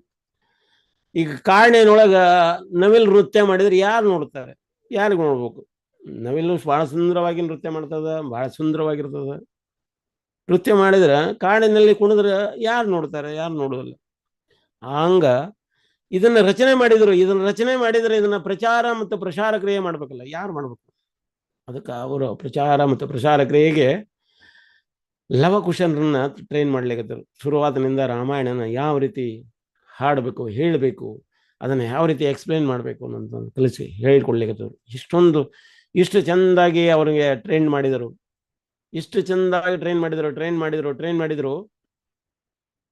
ಅವ್ರು ಹೋಗಿ ಲವಕುಶರು ಬೇರೆ ಬೇರೆ ಕಡೆಗೆ ರಾಮಾಯಣನ ಹೇಳಲಿಕ್ಕತ್ತಿದ್ರು. ಬೇರೆ ಬೇರೆ ಋಷಿಗಳ ಮುನಿಗಳ ಮುಂದೆ ಹೇಳಲಿಕ್ಕತ್ತಿದ್ದಾಗ ಅವರು ಋಷಿಗಳು ಮುನಿಗಳು ಅದರದ್ದು ರಾಮಾಯಣದ ಆನಂದನ ಅವ್ರು ಸ್ವೀಕಾರ ಮಾಡ್ತಾ ಹೇಳ್ತಾ ಇದ್ದಾರೆ, ಅವ್ರಿಗೆ ಆಶೀರ್ವಾದ ಮಾಡ್ತಾ ಇದ್ದಾರೆ. ಇದನ್ನ ಏನ್ ರಾಮಕಥಾ ಮಾಡ್ತಾ ಇದ್ರಿ, ರಾಮಾಯಣ ಹೇಳ್ತಾ ಇದ್ರಿ, ಇದರ ಮೂಲ ನಾಯಕ ಯಾರಿದ್ದಾರೆ, ಮೂಲ ನಾಯಕಿ ಯಾರಿದ್ದಾರೆ, ಅವ್ರ ಮುಂದೆ ಹೋಗಿ ಇದನ್ನ ನೀವು ರಾಮಾಯಣ ಮಾಡ್ತಾ ಇದ್ರಿ, ಅವ್ರ ಮುಂದೆ ಇದನ್ನ ಕೇಳಿಸ್ತೀರಿ, ನಾವು ಆಶೀರ್ವಾದ ಮಾಡ್ತೀವಿ ಅಂತ ಹೇಳ್ತಾರೆ. ಸ್ವತಃ ಈ ಕಥೆನ ಕೇಳಿಸ್ಕೊಂಡು ಎಲ್ಲಾ ಕಡೆಗೆ ಪ್ರಚಾರ ಆಗ್ಲಿಕ್ಕತ್ತದ. ಭರತನಿಗೆ ಕೇಳಿಸ್ತದೆ, ಗೊತ್ತಾಗ್ತದೆ. ಬಂದು ಹೇಳ್ತಾನೆ, ಅಣ್ಣ ಏನಾಯ್ತು ಅಂತ. ಇಲ್ಲಿ ರಾಮಕಥಾ ಅಂತ ಮಾಡ್ತಾ ಇದಾರೆ, ಕಥಾ ಮಾಡ್ತಾ ಇದ್ದಾರ. ಅವ್ರು ಬಹಳ ಚಂದ ಕಥೆ ಮಾಡ್ತಾರೆ. ಆಯ್ತು ಬಿಡಪ್ಪ, ಕಥಾ ಮಾಡ್ತಾ ಇದಾರೆ, ಮಾಡುವಲ್ರಿ ಬಿಡು. ಇಲ್ಲ, ನಾವು ಇಲ್ಲಿ ಆಸ್ಥಾನದಲ್ಲಿ ಕಥಾ ಮಾಡಿಸೋಣ ಅಂತ. ಆಯ್ತು, ಕರೆಸಿದ್ರು ಅವರು. ಎಲ್ಲ ಪುರ ಜನರೆಲ್ಲ ಒಂದ್ ಕಡೆ ಸೇರ್ಕೊಂಡಿದ್ದಾರೆ. ರಾಮ ಒಂದು ಎತ್ತರವಾದ ಸಿಂಹಾಸನದ ಮೇಲೆ ಕುತ್ಕೊಂಡಿದ್ದ. ರಾಮನ ಒಂದು ಇದನ್ನ ವ್ಯಕ್ತಿತ್ವನ ಹಾಗೆ, ಅಷ್ಟು ಎತ್ತರದ ಮೇಲೆ ಇರುವಂತ ಸಿಂಹಾಸನ ಮೇಲೆ ಈಗಿನ ಒಂದು ನೋಡಿ, ಹಿಟ್ಲರ್ ಇರುವಂತ ಆಫೀಸು, ಹಿಟ್ಲರ್ನ ಕುರ್ಚಿ, ಕುಂದಿರುವಂತ ಸ್ಥಾನ ಏನೈತಲ್ಲ, 21 ಪಾಟವಣಿಗೆ ಮೇಲೆ ಕುಂದಿರ್ತಿದ್ನಂತ. ಈಗ ನಾರ್ಮಲ್ ಮನುಷ್ಯನ ಈ ರೀತಿ ಇರ್ಬೇಕಾದ್ರ ದೇವತಾ ಮನುಷ್ಯ ಭಗವಾನ್ ಅವ ಕುದುರ್ಬಂತ ಸ್ಥಾನ ಎಷ್ಟು ಎತ್ತರ ಮೇಲೆ ಇರಬಹುದು ಅಂತ. ಅದಕ್ಕೆ ಭಗವಾನ್ ನಾವು ಯಾವಾಗಲೂ ಎತ್ತರದ ಮೇಲೇನೆ ಇಡಬೇಕು ಅಂತ, ಕೆಳಗಿರಬಾರ್ದು ಅಂತ. ಎತ್ತರದ ಮೇಲೆ ಇರಬೇಕು ಅಂತ ಪ್ರಭುಪಾದವರು ಅದಕ್ಕೆ ಏನತಿ ಭಗವಾನನ್ನ ಎತ್ತರದ ಮೇಲೆ ಕೊಡಿಸುವಂತ ಆಲ್ಟರ್ಗಳನ್ನ ಕ್ರಿಯೇಟ್ ಮಾಡಿದ್ರು. ಹಂಗ ಲವಕುಶರು ಬಂದು ಈಗ ರಾಮಕಥಾ ಕೇಳಿಸ್ಲಿಕ್ಕತ್ತಾರ. ಇಷ್ಟೊಂದು ಚಂದ ರಾಮಕಥೆ ಹೇಳ್ತಾ ಇದ್ದಾರೆ ಅಂದ್ರ ಜನರೆಲ್ಲ ಕುಂತ್ಕೊಂಡು ಇಲ್ಲೋಡೆ, ಮಕ್ಳು ಕುಂತ್ಕೊಂಡು ಪಕ್ಕಕ್ಕಿದ್ದವ್ರು ಇಲ್ಲೋಡೆ ಹಿಂಗ ದುಬ್ಬ ಚಪ್ಪರಿಸಿ ವಾ ವಾ ವಾ ಅಂತ ನಗ್ತಾ ಇದಾರ, ಖುಷಿ ಪಡ್ತಾ ಇದಾರ, ಎಂಜಾಯ್ಮೆಂಟ್. ರಾಮ ಮ್ಯಾಲ ಕುತ್ಕೊಂಡಿದ್ದಾನ, ಮ್ಯಾಲ ಕುತ್ಕೊಂಡು ಕೇಳ್ತಾ ಇದ್ದಾನ. ಇವರೆಲ್ಲ ಇಷ್ಟೊಂದು ಖುಷಿ ಪಡ್ತಾ ಇದಾರ, ನನ್ನ ಕತೆ ನನಗ ಹಿಡಿಸ್ಬೋದಲ್ಲ, ಇದು ಏನಾಗ್ಲಿಕ್ಕದ ಅಂತ. ಅವ ಏನ್ ಮಾಡಿದ, ತನ್ನ ಆಭರಣಗಳನ್ನೆಲ್ಲ ಗಟ್ಟಿಗೆ ಹಿಡ್ಕೊಂಡು ಧೋತಿ ಗಟ್ಟಿಗೆ ಹಿಡ್ಕೊಂಡು ಒಂದೊಂದ ಪಾವಟಿಗೆ ಅಂದ್ರೆ ಒಂದೊಂದ ಅದು ಸ್ಟೆಪ್ ಅದಾವಲ್ಲ ಹಂಗೆ ಇಳಿದ. ಒಂದು ಸ್ಟೆಪ್ ಕೆಳಗಿಳಿದು ಜನರೆಲ್ಲ ಖುಷಿ ಒಳಗಿದ್ರು. ಮತ್ತೊಂದು ಸ್ಟೆಪ್ ಕೆಳಕು, ಮತ್ತೊಂದು ಸ್ಟೆಪ್ ಹಿಂಗೆ ಇಳಿತಾ ಎಲ್ಲ ಸ್ಟೆಪ್ ಇಳಿಸಿ ಭಕ್ತರೆಲ್ಲ ಕುತ್ಕೊಂಡು ಕೇಳ್ತಿದ್ರಲ್ಲ, ಅದ್ರ ನಡಿ ಬಂದು ಇವರು ಕುತ್ಕೊಂಡು ಕೇಳಾಕತ್ತಿದ್ರು. ಇವ್ರಿಗೆ ಬಹಳ ಖುಷಿ ಆಯ್ತು. ಇವ್ರು ಏನಂತೆ ವಾ ವಾ ವಾ ವಾ ಅಂತ ಹೇಳ್ತಿದ್ರು. ಪಕ್ಕದವ್ರು ಇವರು ವಾ ವಾ ಅಂತ, ಇವ್ರು ಗೊತ್ತೇ ಇಲ್ಲ ಅವ್ರು ಇವ್ರು ರಾಮ್ ಬಂದು ಕೂತಿದಾನಂತ. ಪಕ್ಕದವನಿಂದ ಒಬ್ಬ ಭಕ್ತರು ಏನ್ ಮಾಡಿದ್ರ, ಆ ಖುಷಿ ಒಳಗೆ ರಾಮನ ದುಬ್ಬ ಚಪ್ಪರಿಸಿದ್ರ. ವಾ ವಾ ಏನ್ ಕತೆ ಹೇಳ್ತಾ ಇದಾರೆ, ವಾ ಸೂಪರ್ ಸೂಪರ್ ಸೂಪರ್ ಅಂತ. ರಾಮ ಆ ಭಕ್ತನ ಒಂದು ಹೊಡ್ತ ಅಂದ್ರೆ ದುಬ್ಬಕ್ಕ ಚಪ್ಪರಿಸುವಂತ ಆ ಚಪ್ಪ ಆ ರಪ್ಪ ಏನೈತಲ್ಲ, ಆ ರಪ್ಪ ತಗೊಂಡ್ಬಿಟ್ಟು ಬಹಳ ಒಳ್ಳೆ ಹೇಳ್ತಾ ಇದ್ದಾರೆ ಅಂತ ಹೇಳ್ತಾ ಖುಷಿ ಪಡಾಕತ್ತಾರ. ಆಮೇಲೆ ಹೇಳಿದ್ರು, ಇಷ್ಟೆಲ್ಲ ಖುಷಿ ಆಗ್ಲಿಕ್ಕೆ ರಾಮ ರಾಮ ರಾಮ ಏನ್ ಮಾಡ್ತಾ ಇದ್ದಾರಂತೆ ಜನ. ರಾಮ್ ಕುಂತಿರುವಂತ ಸಿಂಹಾಸನ ಮೇಲೆ ನೋಡ್ತಾರೆ. ರಾಮ್ ಇಲ್ಲ ಇಲ್ಲಿ ಸಿಂಹಾಸನ. ರಾಮ ಎಲ್ಲಿ ಬಂದಿದಾರ? ರಾಮ್ ಹೇಳುದು ಭಕ್ತರ ನೋಡಿ ಬಂದು ಎಲ್ಲಿ ರಾಮ್ ಎಲ್ಲಿ ಅಂತ ಹುಡುಕ್ತಾ ಇದ್ರು. ರಾಮ್ ಅವ್ರ ಪಕ್ಕದಲ್ಲೇ ಕೂತಿದಾರೆ. ಅವರು ಅಯ್ಯೋ ಭಗವಾನ್ ಇಲ್ಲೇ ಬಂದು ಕೂತ್ಕೊಂಡಿದ್ದಾರೆ, ನಾ ಚಪ್ಪರಿಸುದು ಅವ್ರ ದುಬ್ಬನ. ಅಯ್ಯೋ ತಪ್ಪಾಯ್ತು ಅಂತ. ರಾಮಾಯಣ ಕಥೆ ಯಾರು ಕೇಳಿಸ್ತಾ ಇದ್ದಾರೆ? ಲವಕುಶರು ಕೇಳಿಸ್ತಾ ಇದ್ದಾರೆ. ಅವ್ರು ಹಿಂಗೆ ಕೇಳಿಸ್ತಾ ಇದ್ದಾರೆ. ಆ ಕೇಳೋದ್ರ ಮೂಲಕ ರಾಮಾಯಣ ಇಷ್ಟೊಂದು ಪ್ರಚಾರ ಆಗ್ತಾವಂತಂತ ಆ ರಾಮಕಥೆಯನ್ನು ಪ್ರಚಾರ ಮಾಡಿದ್ರು. ಅದೇ ರೀತಿ ಲವಕುಶರ ರೀತಿ ಒಳಗ ಹನುಮಾನ್ಜಿ ರಾಮಾಯಣನ ಪ್ರಚಾರ ಮಾಡಿದ್ದಾರೆ. ಇವತ್ತಿನವರೆಗೂ ಹನುಮಾನ್ಜಿ ರಾಮಾಯಣ ಪ್ರಚಾರ ಮಾಡ್ತಾ ಇದ್ದಾರೆ. ಹನುಮಾನ್ಜಿ ಅವತಾರವಾಗಿ ಬಂದಂಥವರು ಮಧ್ವಾಚಾರ್ಯರು ಈ ಕಥೆಯನ್ನ ಪ್ರಸಾರ ಮಾಡಿ ಹೋದರು. ಅದೇ ರೀತಿ ಪ್ರಭುಪಾದವರು ಕೂಡ ಲವಕುಶರ ಮಾಡಿರುವಂಥ ಪ್ರಸಾರ ಕ್ರಿಯೆ, ಮಧ್ವಾಚಾರ್ಯರು ಮಾಡಿರುವಂಥ ಪ್ರಚಾರ ಕ್ರಿಯೆ, ಹನುಮಾನ್ಜಿ ಮಾಡಿರುವಂಥ ಪ್ರಚಾರ ಕ್ರಿಯೆ, ಪ್ರಭುಪಾದವರು ರಾಮಾಯಣ ಕಥಾ, ಮಹಾಭಾರತ, ಕೃಷ್ಣ ಎಲ್ಲ ಲೀಲೆಗಳನ್ನು, ಭಾಗವತಂ ಎಲ್ಲವನ್ನು ಪ್ರಚಾರ ಜಗತ್ತಿನಾದ್ಯಂತ ಜಟ್ ಸ್ವಾಮಿ ಅಂತ ಕರೀತಾರೆ ಪ್ರಭುಪಾದ. ಜಟ್ ಸ್ವಾಮಿ ಅಂದ್ರೆ ಏರೋಪ್ಲೇನ್ ಒಳಗೆ ಅಷ್ಟು ಸ್ಪೀಡಾಗಿ ಹೋಗ್ತದೆ. ಪ್ರಭುಪಾದ ಕೇಳ್ತಾರೆ, Prabhupada why you are flying in jet? Prabhupada ಹೇಳ್ತಾರೆ, ಇಷ್ಟೊಂದು ಮರಣ ಮುಖವಾಗಿ ಜನ ಇಷ್ಟೊಂದು ಫಾಸ್ಟ್ ಆಗಿ ಹೋಗ್ತಾ ಇದ್ದಾರೆ ಅಂದ್ರೆ, ಸಾಯ್ಲಿಕ್ಕೆ ಜನ ಇಷ್ಟೊಂದು ಫಾಸ್ಟ್ ಆಗಿ ಹೋಗ್ತಾ ಇದಾರೆ. ಯಾವ್ದ್ರ ಕಡೆಗೆ? ನರಕದ ಕಡೆಗೆ ಗುಳೆ ಎದ್ದು ಹೋಗ್ತಾ ಇದ್ದಾರೆ. ನರಕದ ಕೊಂಡಿಗೆ ಗುಳೆ ಎದ್ದು ಹೋಗುವಂತವ್ರಿಗೆ ನಾವು ಅಷ್ಟೇ ಫಾಸ್ಟ್ ಆಗಿ ಹೋಗಿ ಅವ್ರಿಗೆ ನಾವು ಇದನ್ನ ಪ್ರಚಾರ ಮಾಡ್ಬೇಕಾಯ್ತು. ಅಷ್ಟೇ. ಈಗ ಆಂಬುಲೆನ್ಸ್ ಇಷ್ಟೊಂದು ಫಾಸ್ಟ್ ಆಗಿ ಯಾಕೆ ಹೋಗ್ತದಂದ್ರೆ ಹೋಗುವಂತ ವ್ಯಕ್ತಿ ಅಥವಾ ಅವನ್ನ ಕಲೆಕ್ಟ್ ಮಾಡ್ಕೊಂಡು ಬರುವಂತ ವ್ಯಕ್ತಿ ಯಾರಲ್ಲ, ಅವನು ಬಹಳ ಡೇಂಜರ್ ಸ್ಥಿತಿ ಒಳಗಿದ್ದಾರೆ. ಅದಕ್ಕೆ ಅವ್ರನ್ನೇನತಿ ಆಂಬುಲೆನ್ಸ್ನ ತೊಗೊಂಬರ್ಬೇಕಾಗ್ತದೆ. ಹಂಗ ಆಂಬುಲೆನ್ಸ್ ತೊಗೊಂಬರ್ಬೇಕಾದ್ರೆ ಆಂಬುಲೆನ್ಸು ಅಷ್ಟು ಫಾಸ್ಟ್ ಆಗಿ ಹೋಗ್ಬೇಕು, ಅವ್ರಿಗೆ ಟ್ರೀಟ್ಮೆಂಟ್ ಮಾಡ್ಬೇಕಾಗ್ತದೆ, ಕೊಡ್ಬೇಕಾಗ್ತದೆ, ಅವ್ನು ಕರ್ಕೊಂಡ್ಬರ್ಬೇಕಾಗ್ತದೆ. ಎಲ್ಲಿ? ಹಾಸ್ಪಿಟಲ್ ಕರ್ಕೊಂಡ್ಬರ್ಬೇಕು. ಈಗ ಹಾಸ್ಪಿಟಲ್ ರೀತಿ ಒಳಗೆ ನಮ್ಮೆಲ್ಲ ಇಸ್ಕಾನ್ ಸೆಂಟರ್ಗಳು ಉಂಟು. ಅಷ್ಟೇ ಫಾಸ್ಟ್ ಆಗಿ ಭಕ್ತರೆಲ್ಲ ಹೋಗಿ ಅವ್ರನ್ನ ಈ ಹರಿನಾಮನ ಅವರು ಮುಟ್ಟಿಸ್ಲಿಕ್ಕೆ ಪ್ರಯತ್ನ ಪಡ್ತಾ ಇದ್ದಾರೆ. ಪ್ರಭುಪಾದ್ ಅವರು ಕೂಡ ಅಷ್ಟು ಫಾಸ್ಟ್ ಆಗಿ ಇದನ್ನ ಪ್ರಚಾರ ಕ್ರಿಯೆ ಮಾಡಿದರು. ಯಾರ ಬಾತಿ ಲವಕುಶರ ರೀತಿ ಒಳಗೆ, ಹನುಮಾನ್ ಜಿ ರೀತಿ ಒಳಗೆ, ಮಧ್ವಾಚಾರ್ಯರ ರೀತಿ ಒಳಗೆ ಪ್ರಚಾರ ಮಾಡಿದಾರೆ ಅಂತ ಹೇಳ್ಬಿಟ್ಟು ಇವತ್ತು ನಾವು ನೀವು ಕೂಡ ಈ ಕಥೆಯನ್ನು ಕೇಳ್ತಾ ಇದ್ದೇವೆ. ಆ ಕಥೆಯಿಂದ ನಮ್ಮ ಜೀವನವೂ ಕೂಡ ಬದಲಾವಣೆ ಆಗ್ಲಿಕ್ಕತ್ತದ. ಹರೇ ಕೃಷ್ಣ. ಇವತ್ತಿನ ಈ ಕಥೆಗೆ ಇಲ್ಲಿಗೆ ವಿರಾಮಗೊಳಿಸೋಣ. ನಾವು ಆಲ್ರೆಡಿ ಟೈಮ್ ಜಾಸ್ತಿ ತಗೊಂಡ್ವಿ. ಹರೇ ಕೃಷ್ಣ. ಹರೇ ಕೃಷ್ಣ. ಧನ್ಯವಾದಗಳು ಪ್ರಭುಜಿ. ಹರೇ ಕೃಷ್ಣ. ತುಂಬಾ ಹರೇ ಕೃಷ್ಣ ಚೆನ್ನಾಗಿ ಪ್ರಭುಜಿ, ಹೇಳಿದ್ದೀರಾ. ಧನ್ಯವಾದಗಳು. ನೋಡಿ, ನೀವು ಹೇಳುವ ಯಾರಾದ್ರೂ ಶೈಲಿಯಲ್ಲಿ ಈ ನೋಡಿ ಈ ಭಾಳ ವಿಷಯದ ಖುಷಿ ಬಗ್ಗೆ ಟೀಕಾ ಟಿಪ್ಪಣಿ? ಇಲ್ಲ ಪ್ರಭುಜಿ, ಖುಷಿ ಆಗ್ತಾ ಇದೆ. ತುಂಬಾ ಚೆನ್ನಾಗಿತ್ತು. ಹರೇ ಕೃಷ್ಣ ಗುರುಜಿ, ತುಂಬಾ ಮತ್ತೆ ಚೆನ್ನಾಗಿತ್ತು. ನಗು ಬರ್ತಾ ಇತ್ತು, ಬೆನ್ನು ತಟ್ಟಿದ್ರು ರಾಮನ್ ಹೇಳುವ. ಸರಿ, ಇದರೊಳಗೆ ಏನಾದರೂ ದೋಷಗಳು ಕಂಡ್ರೆ ಕ್ಷಮಿಸಿ ದಯವಿಟ್ಟು. ಈ ಕತೆ ಈಗ ಕೇಳ್ತೇನೆ. ಭಕ್ತರು ಥ್ರೂ ಕೇಳಿರುವಂಥ ಕಥೆಗಳನ್ನು ಅದನ್ನು ಯಥಾವತ್ತಾಗಿ ಹೇಳಲಿಕ್ಕೆ ಪ್ರಯತ್ನ ಪಟ್ಟಿದ್ದೀವಿ. ಇದರಲ್ಲಿ ದೋಷಾದಿಗಳು ಕಂಡ್ರೆ ಕ್ಷಮಾ ಮಾಡ್ರಿ. ಹರೇ ಕೃಷ್ಣ. ಇಲ್ಲಿಗೆ ಈ ಕ್ಲಾಸನ್ನು ಮುಗಿಸುವ. ಹರೇ ಕೃಷ್ಣ. ವಿಭೀಷಣ, ರಾವಣ, ಹರೇ ಕೃಷ್ಣ. ದಂಡವತ್ ಪ್ರಣಾಮ್ ಪ್ರಭುಜಿ. ಹರೇ ಕೃಷ್ಣ. ಹರೇ ಕೃಷ್ಣ ಗುರುಜಿ.